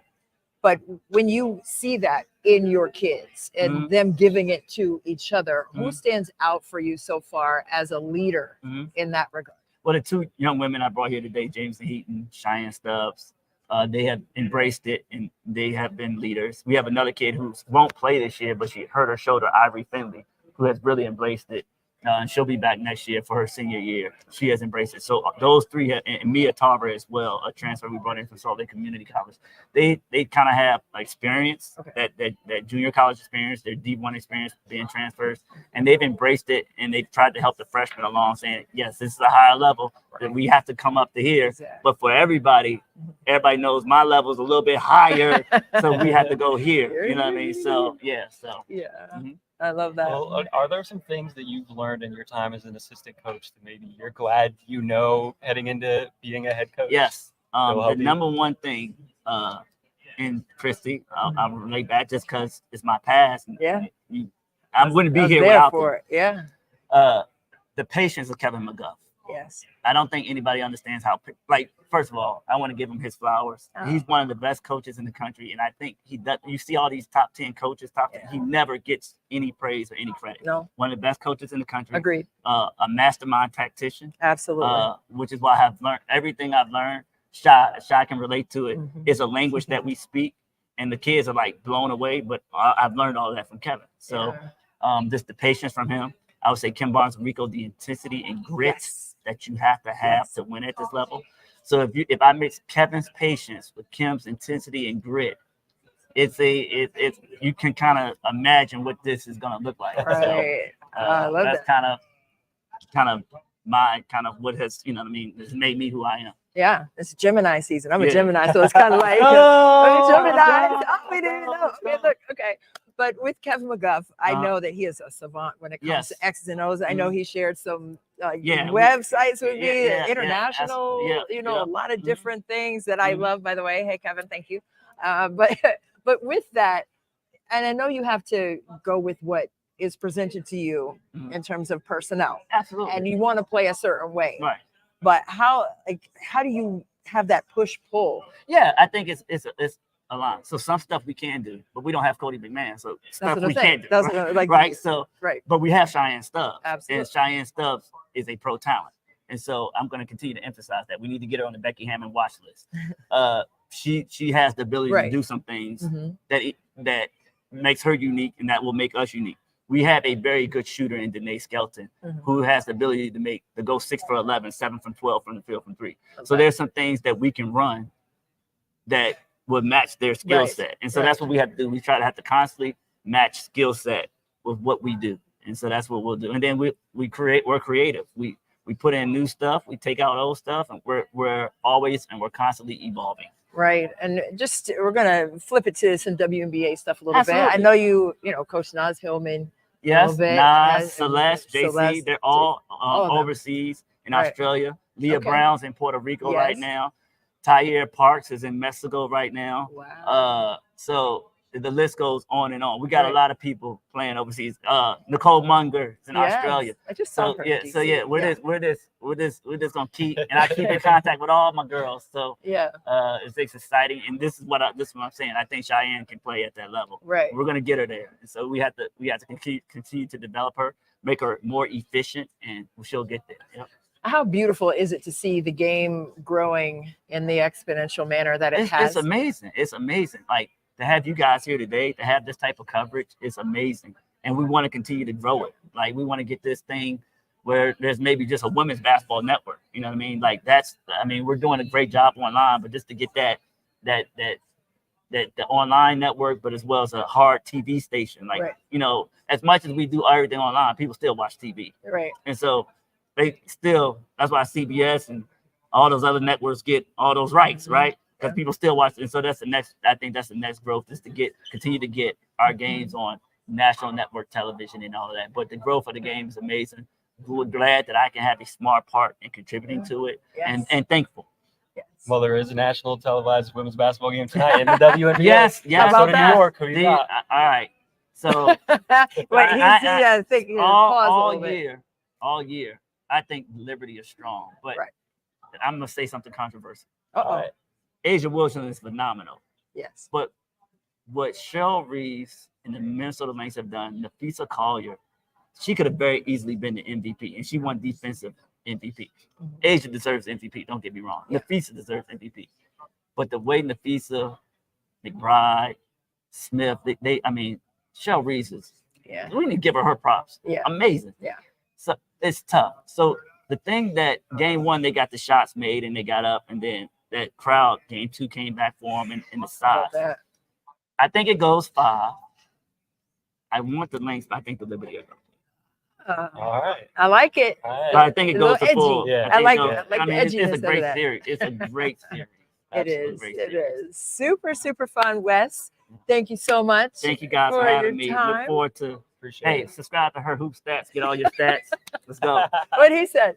That's right. Thank you so All much, my friend. right, see you guys. Hey, Thank see you, Chrissy. Wes. Thank All Yeah, right, now. All thank- right. I appreciate Yeah, it. thank you.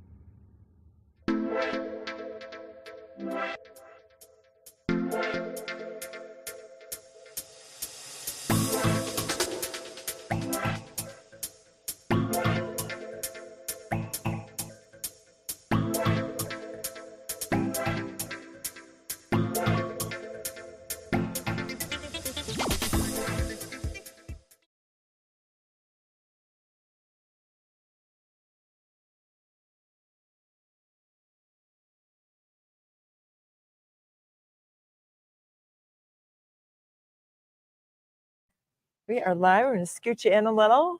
There we go. Good? Yes, we're good. Like All it. right. We are back here on the Her Hoop Stats Network. Christy Winter-Scott alongside Calvin Wetzel. We are joined now by Wyoming head coach Heather Isel. Thank you so much for joining us this Thank you morning. for having me. Now, this is awesome, right? Yeah. To see everyone and to get the wheels turning. I know, it means it's almost here, which is, That's right. scary at the same time, right? but what an exceptional conference, right? Top to bottom, night in, night out. What would you say are the biggest challenges of playing in this conference? You can't relax, night in and night out, you got to come ready to go, home, away, wherever it might be. The programs are well coached, the fans turn out, and so it's never an easy one, that's for sure. Right. And speaking to the aspects of success for your team, if you had 3 to choose from, and I know as a coach there are probably 15, Of course, but if you could boil that down to 3, the 3 things that your team must do this season to be successful would be what? I think it starts right from the get-go of we got to come every day ready. We got to bring it. When we step between those lines, it's go time, and there's no time to think about whatever happened. We talk about all the time. We got to be cowgirl tough, and that's not how much weight we're lifting. That's doing all those little things. That's diving on the floor. That's picking up a teammate, setting a good screen, knocking down a shot. And then the third piece of it is I think we just got to own it. We got to not be afraid of the moment. We got to be, ready to compete night in and night out and not ever be afraid that the possibility of doing something great's there. Right. Where's the closest wall? Because I need to go run through it. You got me fired up over here for sure. Let's go. We want to ask about some of your other returners and newcomers in a little bit, but we have to start with Allison Furtick, obviously All Mountain West, 2 seasons in a row, Becky Hammond, mid-major player of the year watch list. What does it mean to kind of see her get the recognition, and what does she mean to your program? I think the big thing is, for her is we've said it every year since her freshman year, the sky's the limit, continue to get better. And she's done it again, going into her senior year, and I've seen her get better again. And, other teams are going to see that pretty soon, but, that's a lot of credit for the work that she puts in the off season. She's in the best shape that I've seen her ever be in. And that's maybe the best shape of a lot of people. So her just ability to play the offensive game, but the defensive end, and just be a presence for us night in and night out. What have you seen in her that has been the most different from, say, last year, tactically speaking, and how will that help you utilize her in a different way because of the work she's put in? Yeah, I think her confidence and her leadership right now. She knows that she's the focal point of the offense. But she also wants to make sure everybody else knows it too. And that's okay. We need to be looking for her every time down. And then it's the confidence that she has in her teammates to go, they doubled me. You knocked that shot down. Right. And, I think we're really getting on that same page, and we're understanding that. And it's just fun. It's fun right now. Well, and when you talk about her leadership and her improving every offseason, how does that kind of help set the tone for your team over the offseason, for everyone else to put in the work, get better, take that next step going into the season? Well, I think we all can look at her and go, okay, well, she could have just relaxed. She's good, yeah, but she could have relaxed and just been, well, I'm good enough. But she knew she could get better. And then she put that, challenge on her shoulders, but also on her teammates. And they all looked and go, well, Allison did it. I can do it too. And credit to, I told all of our, I returned 5 starters, but, even the 6th player off the bench, I told all of them, we leave this spring and we do nothing, then don't expect anything to change. We got to put that work in to get better if we wanted different results. And what have you seen from that group collectively of your returning 5 starters? What have you seen make that jump? I think the big thing is the confidence to do it. I think they've all put that work in, but I think before they were a little hesitant to maybe take that big shot, to make that pass, do whatever it was, and now we're starting to see that confidence come out and go, no, I know I can do this. I believe it. I'll knock this shot down if they double or whatever that looks like. Right. Well, when you have so many returners, obviously, are there any newcomers that are you looking to maybe have an immediate impact or have hit the ground running, or when you have so many returners, is it going to look a lot more similar to last year? I mean, even though we return a lot, we still got some places that we could use some people. I got 2 transfers: Logan Alvar coming out of a JUCO and Peyton Muma coming from Gonzaga that have hit the ground running. There's no doubt they've brought that cowgirl toughness, and they're giving me where as a coach you're going, I have to find minutes for them. And at the same time, I got some other kids that have been here going, oh, I got to look over my shoulder now. And that just makes us all better when we start playing, because you're gonna might lose some minutes because somebody that increases my play too. Right. And when you have, that kind of dynamic where there's not only holding each other accountable to how you want to play in the culture and the integrity, but what does that feel like for you as a coach to kind of continue to lead them in that way? For me right now, it's kind of, I can sit back and go, okay, hey, the plan's finally working. They're figuring it out. They're finally, getting to that point where I can, and they're going to hold each other accountable. Absolutely. I always say it comes a lot better from your best friend when they tell you that they're not playing well than it comes from me. Yeah. And now when we start to get that and somebody tells, hey, you got to knock that shot down. I expect you to do it. They're going, well, that's my best friend. Yeah, I got to do it. Let's go. Let's move it. I love it. So with the exponential growth of women's basketball, I mean, I think the love has always been there, but now to see it explode and there's this huge groundswell of respect across the board. What have you seen in that regard? Not just in this conference, but nationally on the collegiate level, but also in the WNBA. Yeah, I mean, you're probably on the same board. Man, I wish we were playing now, right? Every gym's packed. Fun. I mean, it makes it just so exciting, like to be a part of it, and to be in a position of that change that's going, hey, women's basketball, you better watch out. Where people are watching, people are understanding, and I love seeing it. You see it, you could be walking around the strip here. You're going to see jerseys. You're going to see WNBA, gear, and not just for the aces, but you're going to see for everything. And that's just that growth that we've seen. And I just love being a part of it right now because it makes it fun and it becomes, valuable. Right. And the new normal for the littles, like the boys and girls, how do you see what you just said through their eyes? Yeah. I mean, for me now it's going, hey, you looked up to just a couple people, at my age. Now it's going, it's everywhere. Yeah. And I can do that now. Yeah. It's not, as much of maybe a dream it was for us. Now it's a reality. And then for all of those little girls that are looking up to, the Allison Fertigs or the Caitlin Clarks or whoever, the Juju Watkins, they're going, I can do that. And I have the opportunity to do that. Opportunity. Yes. There's the goosebumps again. Yes. Major piece. Well, when you talk with your team, do you guys talk about any goals in terms of maybe, obviously as a team, like winning a championship, or just like we had Coach Brooks say, want to take 43s a game, like statistical type of goals? Any goals for your team? What we do, we better defend. And that's where it comes down for us. We hang our hat on that defensive end, and we want to always hold teams under their average. And if we're going to say, hey, that's one of those goals that we look at every day, we look at that. And the rest of it, one of the things we talk about is we want to get better every day. And if we can do that, that makes us really good for March. What I'm leaning towards now for our team, because of the position that we're in and the opportunities that we have, can't be afraid of it. We got to own it. Don't only go, hey, hey, you have a chance to win. Don't knock on wood. No. So yeah, you do. We do have a chance. But I got to do my part, and I got to show up, and I got to, perform to the best of my ability. And the intangibles of that's tough to quantify. But do you have, speaking to Calvin's point, do you have benchmarks defensively to kind of quantitate what that looks like, feels like for your team? Yeah, I think the big thing for us is we don't want to, get teams to the free throw line and give them easy opportunities. Right. We don't want to, foul. We don't want to, reset a shot clock, give them something easy, whatever that might be.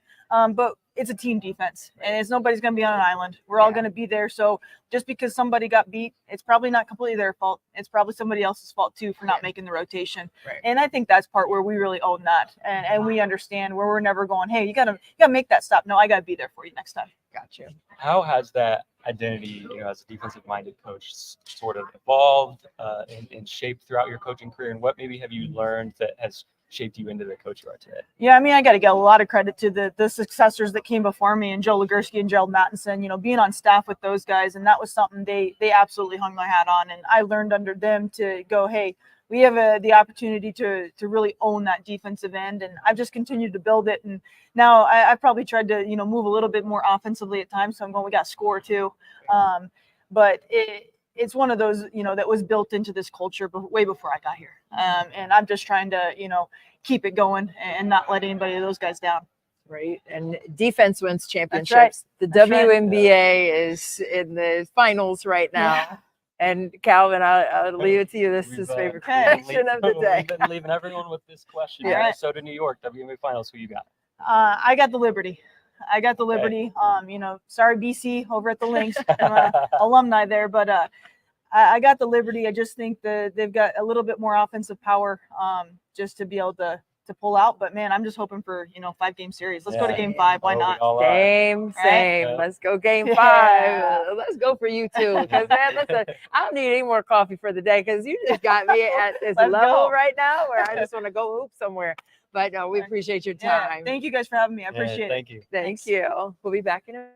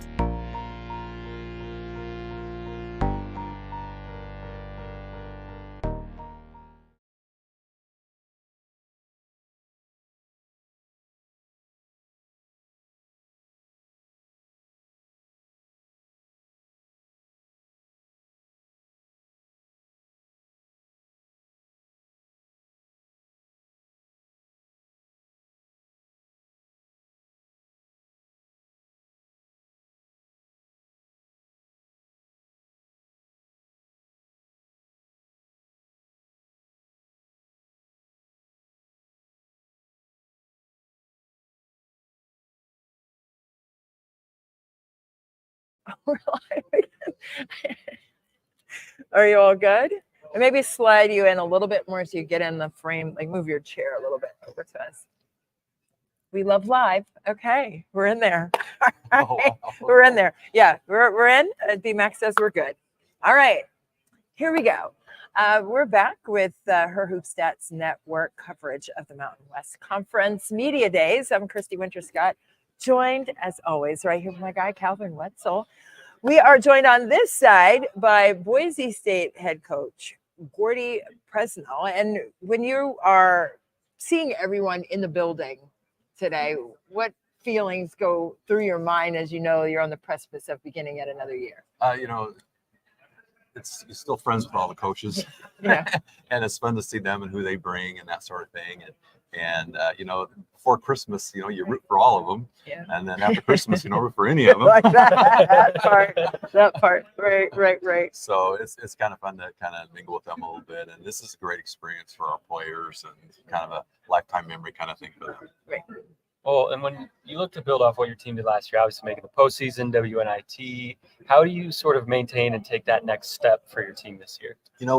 We've been young for a number of years. Now all of a sudden we're really old. We have seven seniors. 3 of them are COVID seniors. Wow. And then about 4 or 5 juniors. And so it's time, this group, we won 8 games with them when they were freshmen, and then 17 and then 21. And so now it's time to make some hay and hopefully finish the season strong and challenge for a championship. And what's the beauty of having, this is the last year for the COVID players, right? The 3 Correct. of them that you have, but 7 seniors. I mean, I used to coach, so I know the beauty of that is to have that continuity in terms of teaching. What has that continuity of teaching the game to your team felt like for you? That's a great question because I fear next year, It's really different. we don't know what a jump stop is. There you go. Yeah, go square one. But Yeah. it's been fun to just kind of, add a brick with the offense and different things. You can try different things because they pick things up so easily. And so that part will hopefully we'll be a little more diverse offensively than we've been in the past. And we've thrown a lot at them already, but they're capable and they've been through the ropes. And so but that is a great question. And I can't tell you how many times I'm not going to be able to do this next year. I'm not going to be able to do this next year. Yeah, it's a challenge. Yeah. It definitely is a challenge, but that's why you love it. Yeah. Because of the challenge, Yeah. right? And the Yeah. mental gymnastics, as I Yeah. like to say, of it all.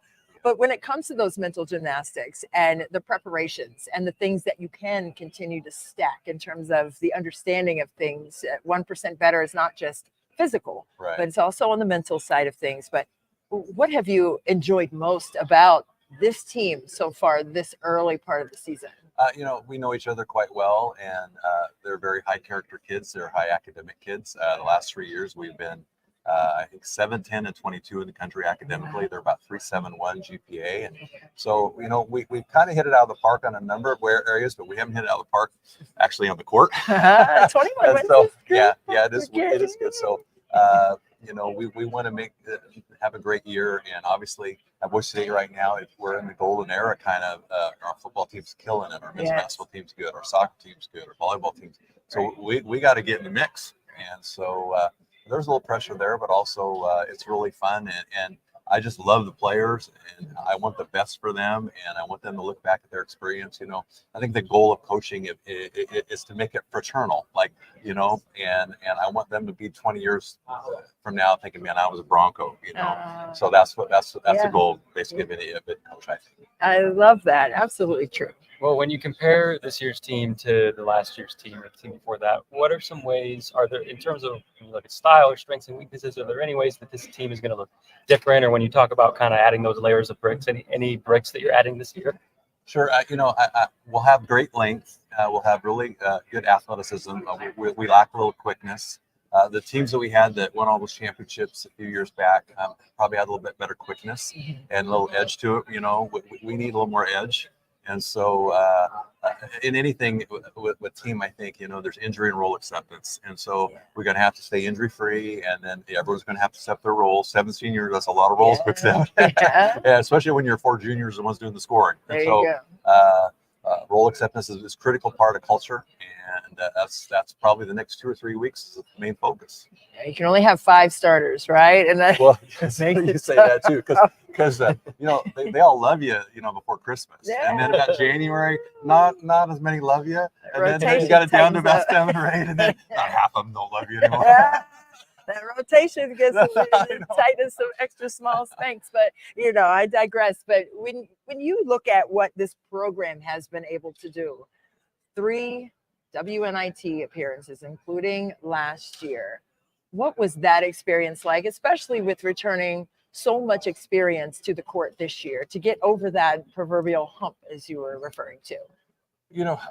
We really wanted to do it. And we didn't finish the season as strong as we'd like. I think we were about 19-9. There was 7 games to go, and you win 23 or 24. You've had an incredible year, right. And so it was important for us to make the postseason, no matter where it was, just for them to get a part of it and to feel success. And so hopefully we've taken that, and now we got to take another step, and we're not looking at the WNIT, that's for sure. And so. We have an interesting preseason schedule. We don't have a single road game. We have all neutral games on the road. Okay. We get to play at Curry's Place in San Francisco against the USF, Golden State's new facility there. Looking forward to that. And we're in a couple tournaments. And so, it's going to be real challenging. And then, I've had a number of assistants. When you're 102 years old, like me, no way, you have a lot of assistants. Well, head coach of Utah was a former assistant player, head coach of Colorado, and so we play Colorado. They're 3rd in the country last year for part of the year, and so we play them. I think November 10th. So that'll be right off the bat. We'll be able to have a bar. Okay, this is where we're at. This is where we got to get to. This is what we want to be, and so looking forward to that. When you coach against some of your former coaches you've had on staff, do you see some similarities in how they have presented the culture for their respective teams? Yeah, I think there's some for sure. I stay in contact. Lynn Roberts at Utah is, she was with me for 9 years. Wow. And so now she, when we've competed against each other, it always isn't friendly. And it's always respectful. Obviously, yeah, for sure. And then JR down at Colorado, she was with me for 3 years. Okay. And she's done a marvelous job with that program. And so we're really looking forward to competing against them. Her and her husband, Toriano, is the associate coach there. Yeah. They were both with me, and really love them to death. And just admire how both those programs have developed with those guys. I know. I coached against some people who coached me, and I have some of the same play calls. So I thought it was funny. Like, oh, you kept that play? I figure that may happen on the sidelines, or something. Looks the same. Yeah. So.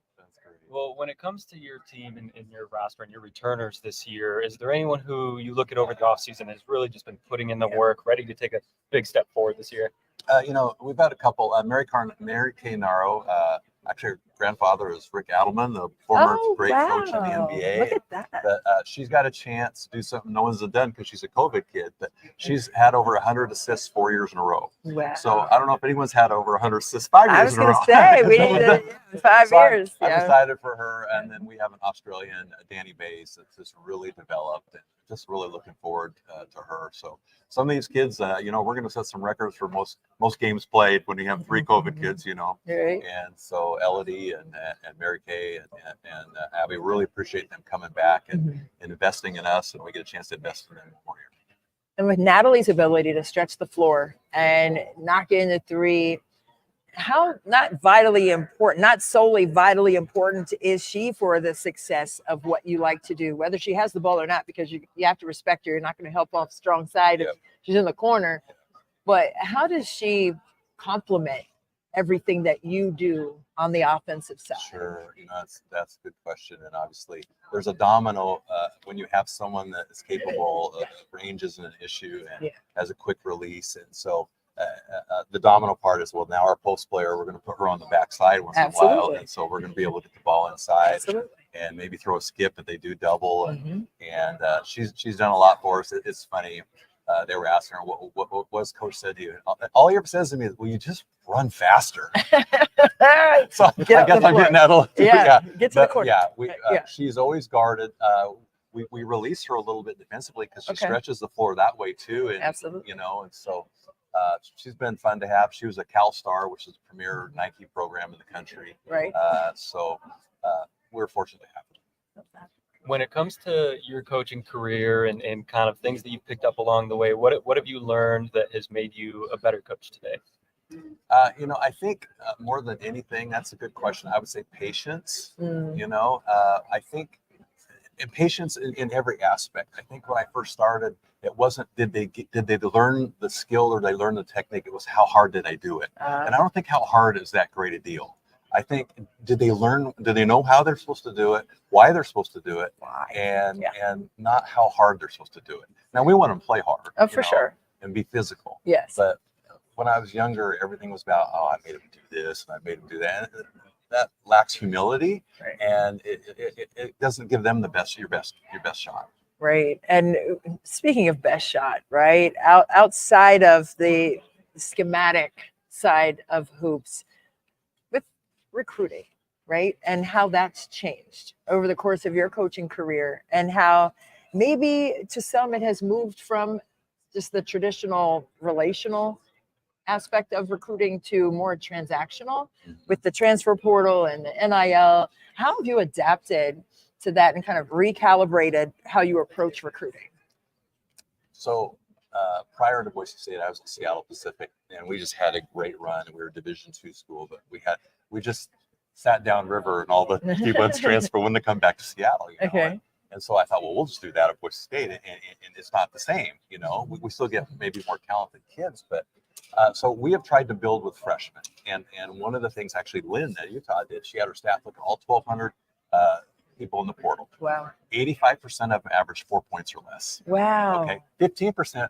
I mean, they want to get paid. Yeah. Wow. So what can we do to figure out how we're going to do this? So we have tried so hard to build with freshmen. That's what we've done, and then we'll add it with portal if we can get in there, because less than 4 isn't going to help us a whole lot. Right. And so we've tried to build culture, build continuity, build relationships, and then try to keep them as much as we can. Right. We lose one every now and then, but we've done a pretty good job over that.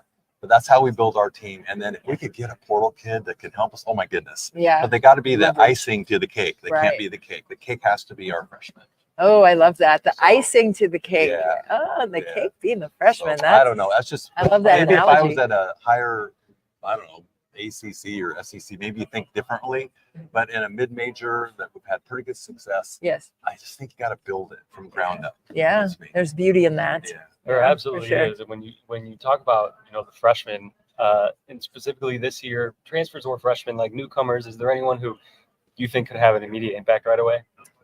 We had a really good guard from Meade High School in Spokane, named Taryn Gardner, one of the top guards in the state of Washington. And then we have 2 Australian kids that have come in, and Libby and Millie, and can't stand their food. They put spaghetti on toast. Oh, spaghetti on toast? Yeah. Is it at least garlic bread or buttery? Okay. breakfast. Oh, For breakfast yeah. too? Anyway, level. but they've just been wonderful, and they've been phenomenal to be around. I'm just really proud of them, how they've adapted. And it's pretty lonely when you come in June and there's no one on campus and you're from another country. Yeah. So really proud of them, and hope we're looking for big things from them. That's our 3 freshmen. I love that. Yeah, well, we got one more question here that we got to get you out of. Okay, Favorite question. great. So Favorite hang question of on. the day. Yeah, We're buckle in. We're keeping track. WNBA Finals, Minnesota, New York. Liberty. Who you got? Oh. Oh, I didn't even finish the Out of question. the gates, It's right hey, there. get the Love the way word they out. play. Love the way they do ball screens. I love, yeah, they're terrific. Yeah. I love it. A lot of depth. All right. Well, you we're so the much. winners today with you sitting here. Thank Thank you you so so much, much. Coach. All right. Appreciate your time. We'll Thank be you. right back.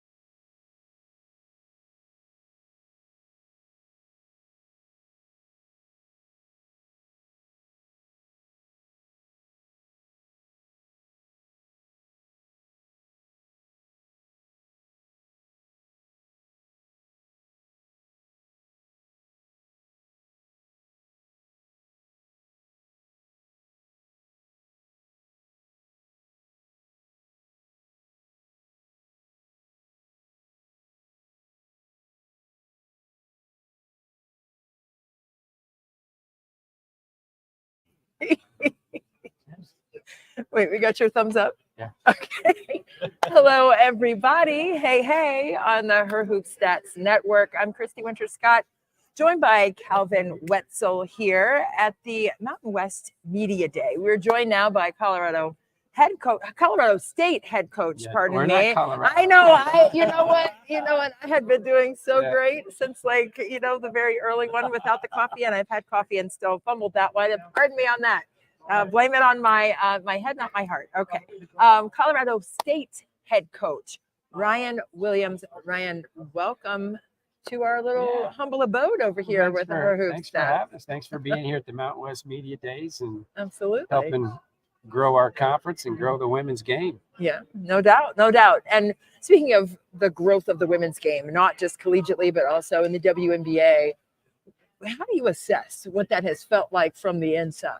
Wow. I mean, it's obviously the game has really taken off here the last, 4, 5, 6 years, and just how good the players are. They're really, really good. And I think our players see that, how good they are in the W and even overseas. It's helped grow the game. Yeah. Because you got to be really good to play at a really high level now, and it's been fun to see that, and you see it in our league. The talent has grown. I've been in the league 13 years, and each year the players, you have a lot of jaw-dropping moments like, golly, that kid is good. How am I going to guard that? So that's just a credit to the players, and I love it. Yeah, beautiful thing. Well, when you talk about the growth of the game and kind of some of the changes in the game, obviously the transfer portal is a big one. Yeah. You guys got another Ronsick now, already. Yeah. How's that been having the sisters play together and bringing in just Emma and Hannah together? Well, thank goodness we got Hannah because she got Emma. But it's been fun. It's an incredible family, first of all, and just to have the two sisters together every day. They're very competitive. They're really competitive against each other. I think every time Hannah guards Emma, she probably fouls her 20 times a possession. The backyard, it's pretty. bro. Yeah, it is the backyard sisters. I love it. No doubt about it. But obviously, Emma's a very talented player. We're just fortunate to be able to get her last year. Creighton obviously developed that young lady and did a tremendous job doing it. We just, again, are going to have fun with her for 1 year, but she's added to the confidence of our team. She's just helped grow the confidence of our team, just the talent and the way she competes. And she's very unselfish. So she's brought a lot to the table just besides her basketball ability. And I think you'll see that play out in our team this season. Right. And speaking of the stylistic aspect of how you're going to approach this season, what are the three components of that? And there are probably many more than three, but what are the three main components of success for your team this year that you want to see every day? Yeah, we just need to continue to keep getting better every single day. We do have a lot of new pieces, a lot of new faces, and so we have to have a growth mindset. And so we're far from a finished product right now with all the newness, and that's the transfers and the freshmen, and then even our oldies kind of getting used to their new roles. Yeah. And so I think that's the first. We got to keep growing and developing this team. But I want them to be really, really competitive. That seems to be playing out in our early practices. Is they really have a competitive, they want to win type of mindset, and they want to get it right. They like the work, and that's what I've enjoyed about this group the most is they love the unrequired work. And when you have that, I think you can probably, that's going to be fun to coach. They're going to find a way to get it right during the course of the season. But then, you got to perform. And I just think the new pieces you mentioned, Emma Ronsick, that's a big one. Hannah Semental, KK Hedrick, bringing those kids in and the expectations that they're probably going to have on them, which they're welcoming those expectations. I think that's going to be big for the key to our success is how they perform. Right. Well, and it's going to be really hard, obviously, to replace McKenna Hofschild. But you talked about Emma and Hannah. You mentioned a couple other names, whether it's returners maybe who are ready to take the next step or newcomers who are kind of hitting the ground running, looking to make an immediate impact. Like, who are some of those players who maybe could step up in terms of their production this year? Yeah, I mean, the thing I'm excited about, Marty Lamina is somebody that really came on at the end of the Mountain West Conference season last year. Yeah, she's having a tremendous, whatever you call it, preseason practices or what have you. Right. And then Sana Strom, she's somebody that, she kind of had a little role last year, but she's accepted more responsibility, not just on the floor competing in her skill set, but also in the leadership category. So, those two returners, I really think will have impactful years. And we got a couple of freshmen, I think, that are going to get on the floor early. Obviously Chloe Froby is somebody that is obviously very well decorated in high school. And so is Brooke Carlson, her Illinois sidekick. Those two kids are good, and they're very competitive. They really understand that, it's going to take work. They like to be coached. And so they'll be on the floor early on. And that excites us. Will there be some frustration and some growing pains with that? Absolutely. Mm-hmm. Absolutely. But that's a good thing when those kids are going to be good, and they're going to be good. Right. And speaking of good, this conference, top to bottom, Yeah. is exceptional. I mean, you are obviously having the non-conference portion of the season first, but how do you feel that portion of the season will help prepare you?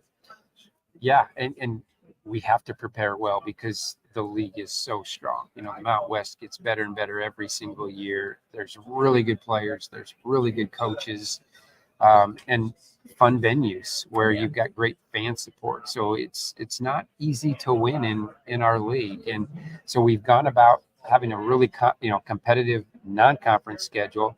We got the likes of Gonzaga and Oregon State, at BYU, Georgia on a neutral floor, and we open up with San Fran out of the West, who's really talented. And so we haven't been light in that non-conference schedule. If anything, it's probably a little too hard for the newness, but our players, they do like the challenge. And the one thing I've learned in my 30 plus years of coaching is, you're not going to get better at anything if you don't challenge yourself Absolutely. or your team. And so that's how we've gone about our non-conference schedule. We got to challenge them, get them ready for, obviously, I think, the toughest Mountain West Conference slate we've faced in a long, long time. When it comes to comparing maybe this year's team to last year's team, obviously, we mentioned Hofschild had the ball in her hands a lot, very unique player, still so much talent. Like we said, are there ways that this team is going to look maybe the same or different in terms of style, strengths, and weaknesses? Yeah, I think very different. Okay. Again, McKenna was so unique, and she was so gifted with the ball in her hands. One of the more unique players that the game has seen, and she happened to be in our league, and we don't have that. And so it's going to have to be more collective. I think you're going to see, less, probably ball screen stuff, high ball screen. You're going to see a little more motion. You're going to see a little more movement in that basketball, a little more energy in that basketball. Right. And that's how this group will have to operate. We'll facilitate from a different position on the floor. Obviously, last 3 or 4 years, it was through McKenna, whether it be in the push or all the initiating and facilitating with the high ball. We're not going to do that. It'll be, got some surprises for you. I'm not giving you my surprises. secrets. Coaches, No sit secret down sauce. here. No, but Live right here. obviously, Emma Ronsick's somebody that you're going to play through and facilitate through, and she can do it. A lot of different spots on the floor, and she makes her teammates around her better, just like McKenna did. But it will be different. So Right, and with 8 newcomers, what has that felt like so far in practice for some your days really your team? frustrating. All right, some days really Because frustrating. you want them to get it so badly, right? But that they want to get it. Yeah. They want to get it, and so it's been fun to, and it's fun as a coach. Like you've got these obviously new players, but their skill sets are different. Their Right. skill sets are new. Okay, how can we implement them into kind of how we go about our business? That's the fun part of coaching, is trying to figure out how to move the needle in a positive direction using these new talents and these new attitudes. And so they've done a great job with it. You know, we've tinkered quite a bit here early summer and even into our preseason practices, still trying to figure a lot of things out. But they're slowly starting to weed themselves out. You know, we're getting pretty set on probably who's going to soak up a fair amount of the minutes. But they compete hard every day, and that's fun to see. Yeah. When you talk about kind of tinkering with stuff early in the season, I'm sure this isn't the first year you've done that. What are some things that you've learned along the way in your coaching journey that have kind of helped shape you into the coach you are now? Yeah, well, each year we've done it different. You know, everybody asks, what's your style, what's your system, and we've got it. But you know, you look at the 5 championships we've won; they've all been different, playing different with different skill sets. And so, you know, the tinkering with this group is, I think we've got some depth that maybe we haven't had maybe in the past. We have to develop it, obviously, but okay, so, you know, different lineups, that sort of thing, and just different players at different positions, and where can you gain an advantage? It's just an advantage game. How can you get a mismatch, and you know, and which players can do that, and developing those skill sets to take advantage of those matchups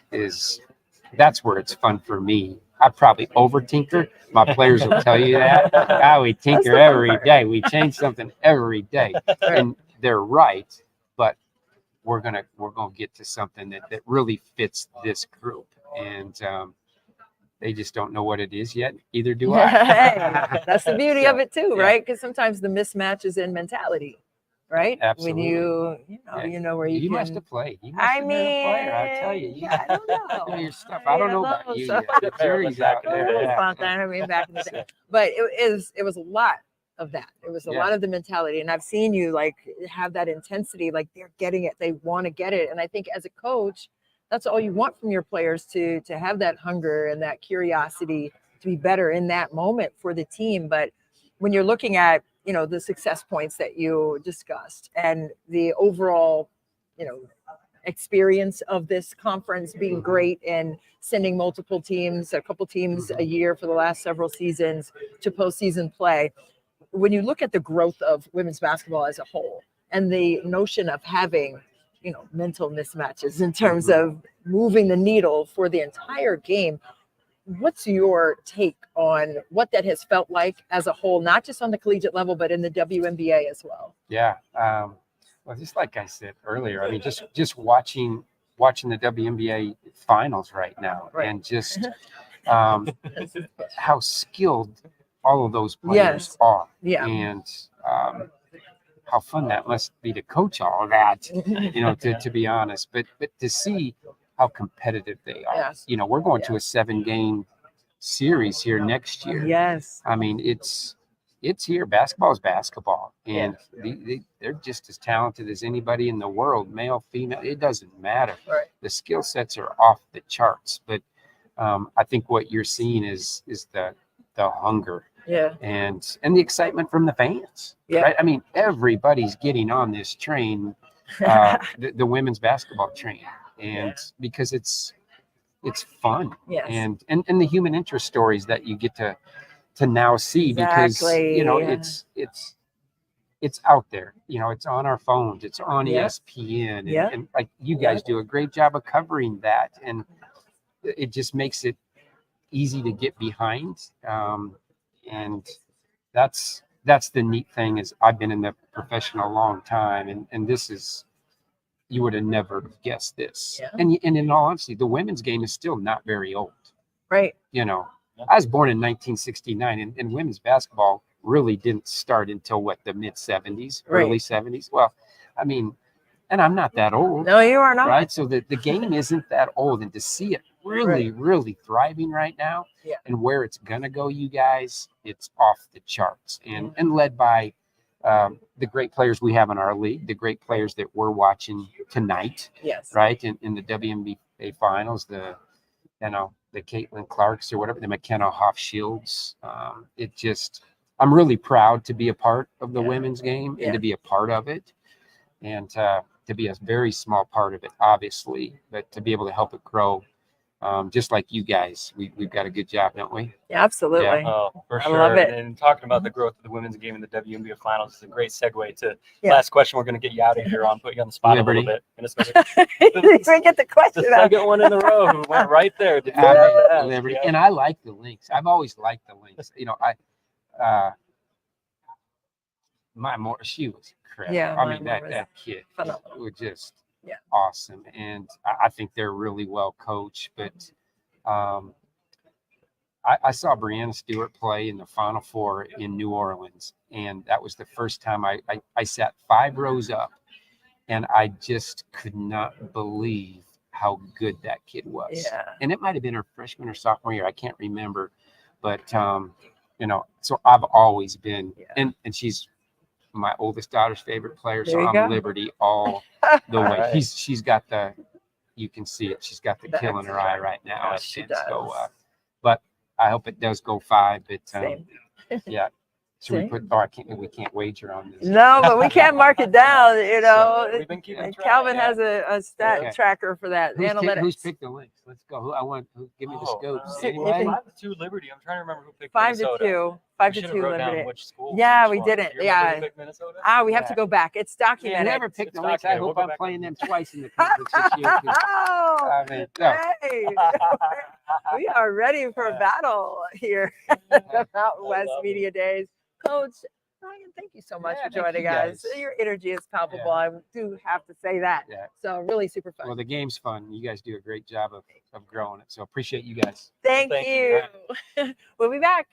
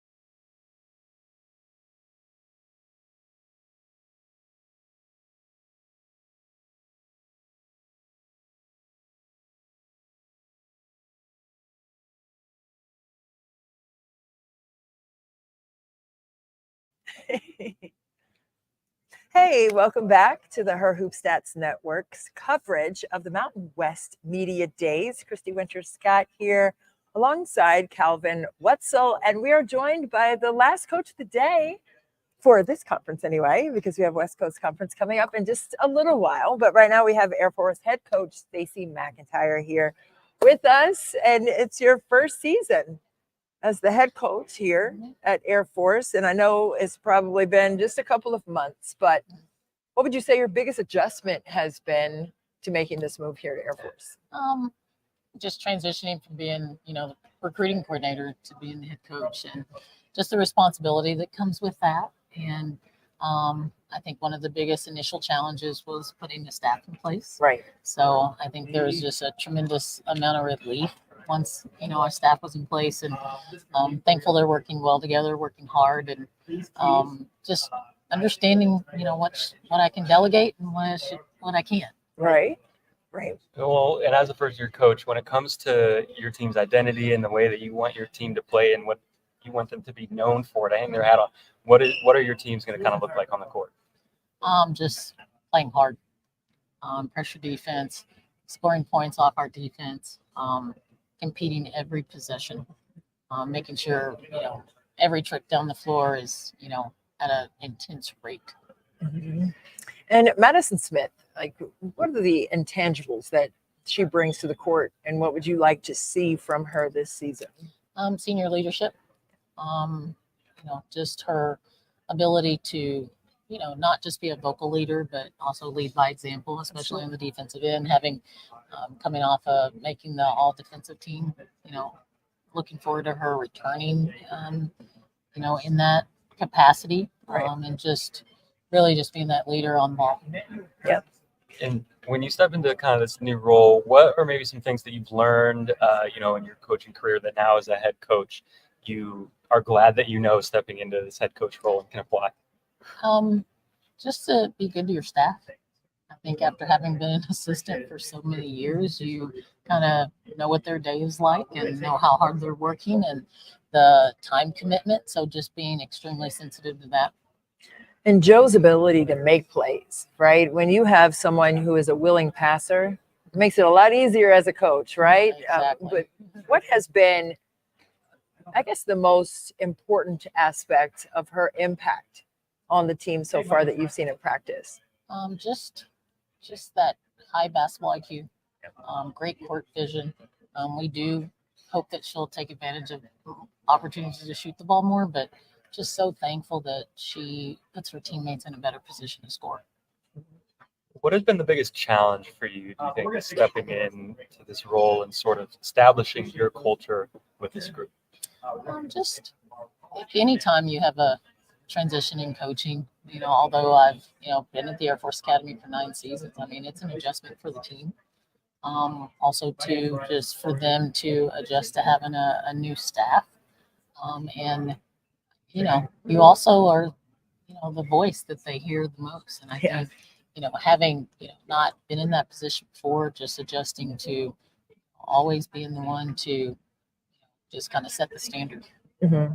And in terms of standard, just with the entire conference, just an overarching view of this conference, what are you, number one, anticipating from the night in, night out challenges, but how do you want to be viewed within that mix?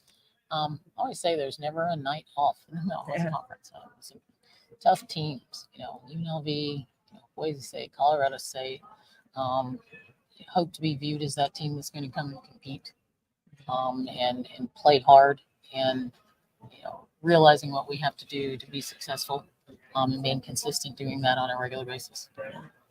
Have you talked with your team about any type of goals, whether it's end of season wins losses, whether it's some type of statistical or whether it's intangibles goals in practice? Have you guys set goals? Early on, just realizing, okay, this is what we've done well, and this is what we have to continue to do to be successful. One of the primary focuses is realizing that team shot 150 more free throws than we did last year. Oh, how about that? So just trying to level the playing field in terms of how many free throws we take and making sure we, are more mindful of not putting teams at the free throw line. And then with just, again, I love the overarching points of emphasis, but when you're talking about how the women's game has changed over the years, and not necessarily stylistically, but the respect level that it's getting from the outside. We've already known on the inside what it's been like, and there have been packed gyms in the past, so let's not think that it hasn't been that way. But now there's been this new level, I think, with social media, with NIL deals and recognition of players collegiately carrying over into the WNBA. What have you seen as kind of the overarching feel of the exponential growth of women's basketball and women's sports in general? Well, it's really exciting across the board. I mean, realizing just how NILs can, change student athletes' lives. And while that's not something that's prevalent at the Air Force Academy, I think it's great for women's basketball. It's great just from a notoriety standpoint, and just that student athletes and young women can be rewarded, for just the hard work that they put in, the success they've had on the basketball court. Exactly. Well, now, I don't know if you have any more questions. No, If not, you take it all right there. We'll get you out on this one then. When you talk about women's basketball, there's a really big women's basketball game tonight, the WNBA Finals. I'm going to put you on the spot. Minnesota, New York. Who you got? New York. Oh, wow. Ryan was wrong. That has been, you know what, Ryan Ryan? said you were going to say Minnesota. Yeah. No, Brianna Stewart, Sabrina Nescu, they're hard to beat. Yeah. Oh, wow. Well, All you right. guys are hard Yeah. to beat this year. That's what I want to say and see, and cheering for you, and can't wait to watch you guys jump the ball up here soon. I appreciate that. Thank you. And that'll do it for the Mountain West Media Days for Christy and Calvin and our coach right here, first time coach as a head coach at Air Force, Stacie McIntyre. We appreciate you guys joining us for this chunk. We have the West Coast Conference coming up in just a bit. So stick with us right here on YouTube, on X, everywhere else on the Her Hoop Stats Network. We'll see you in just a little bit.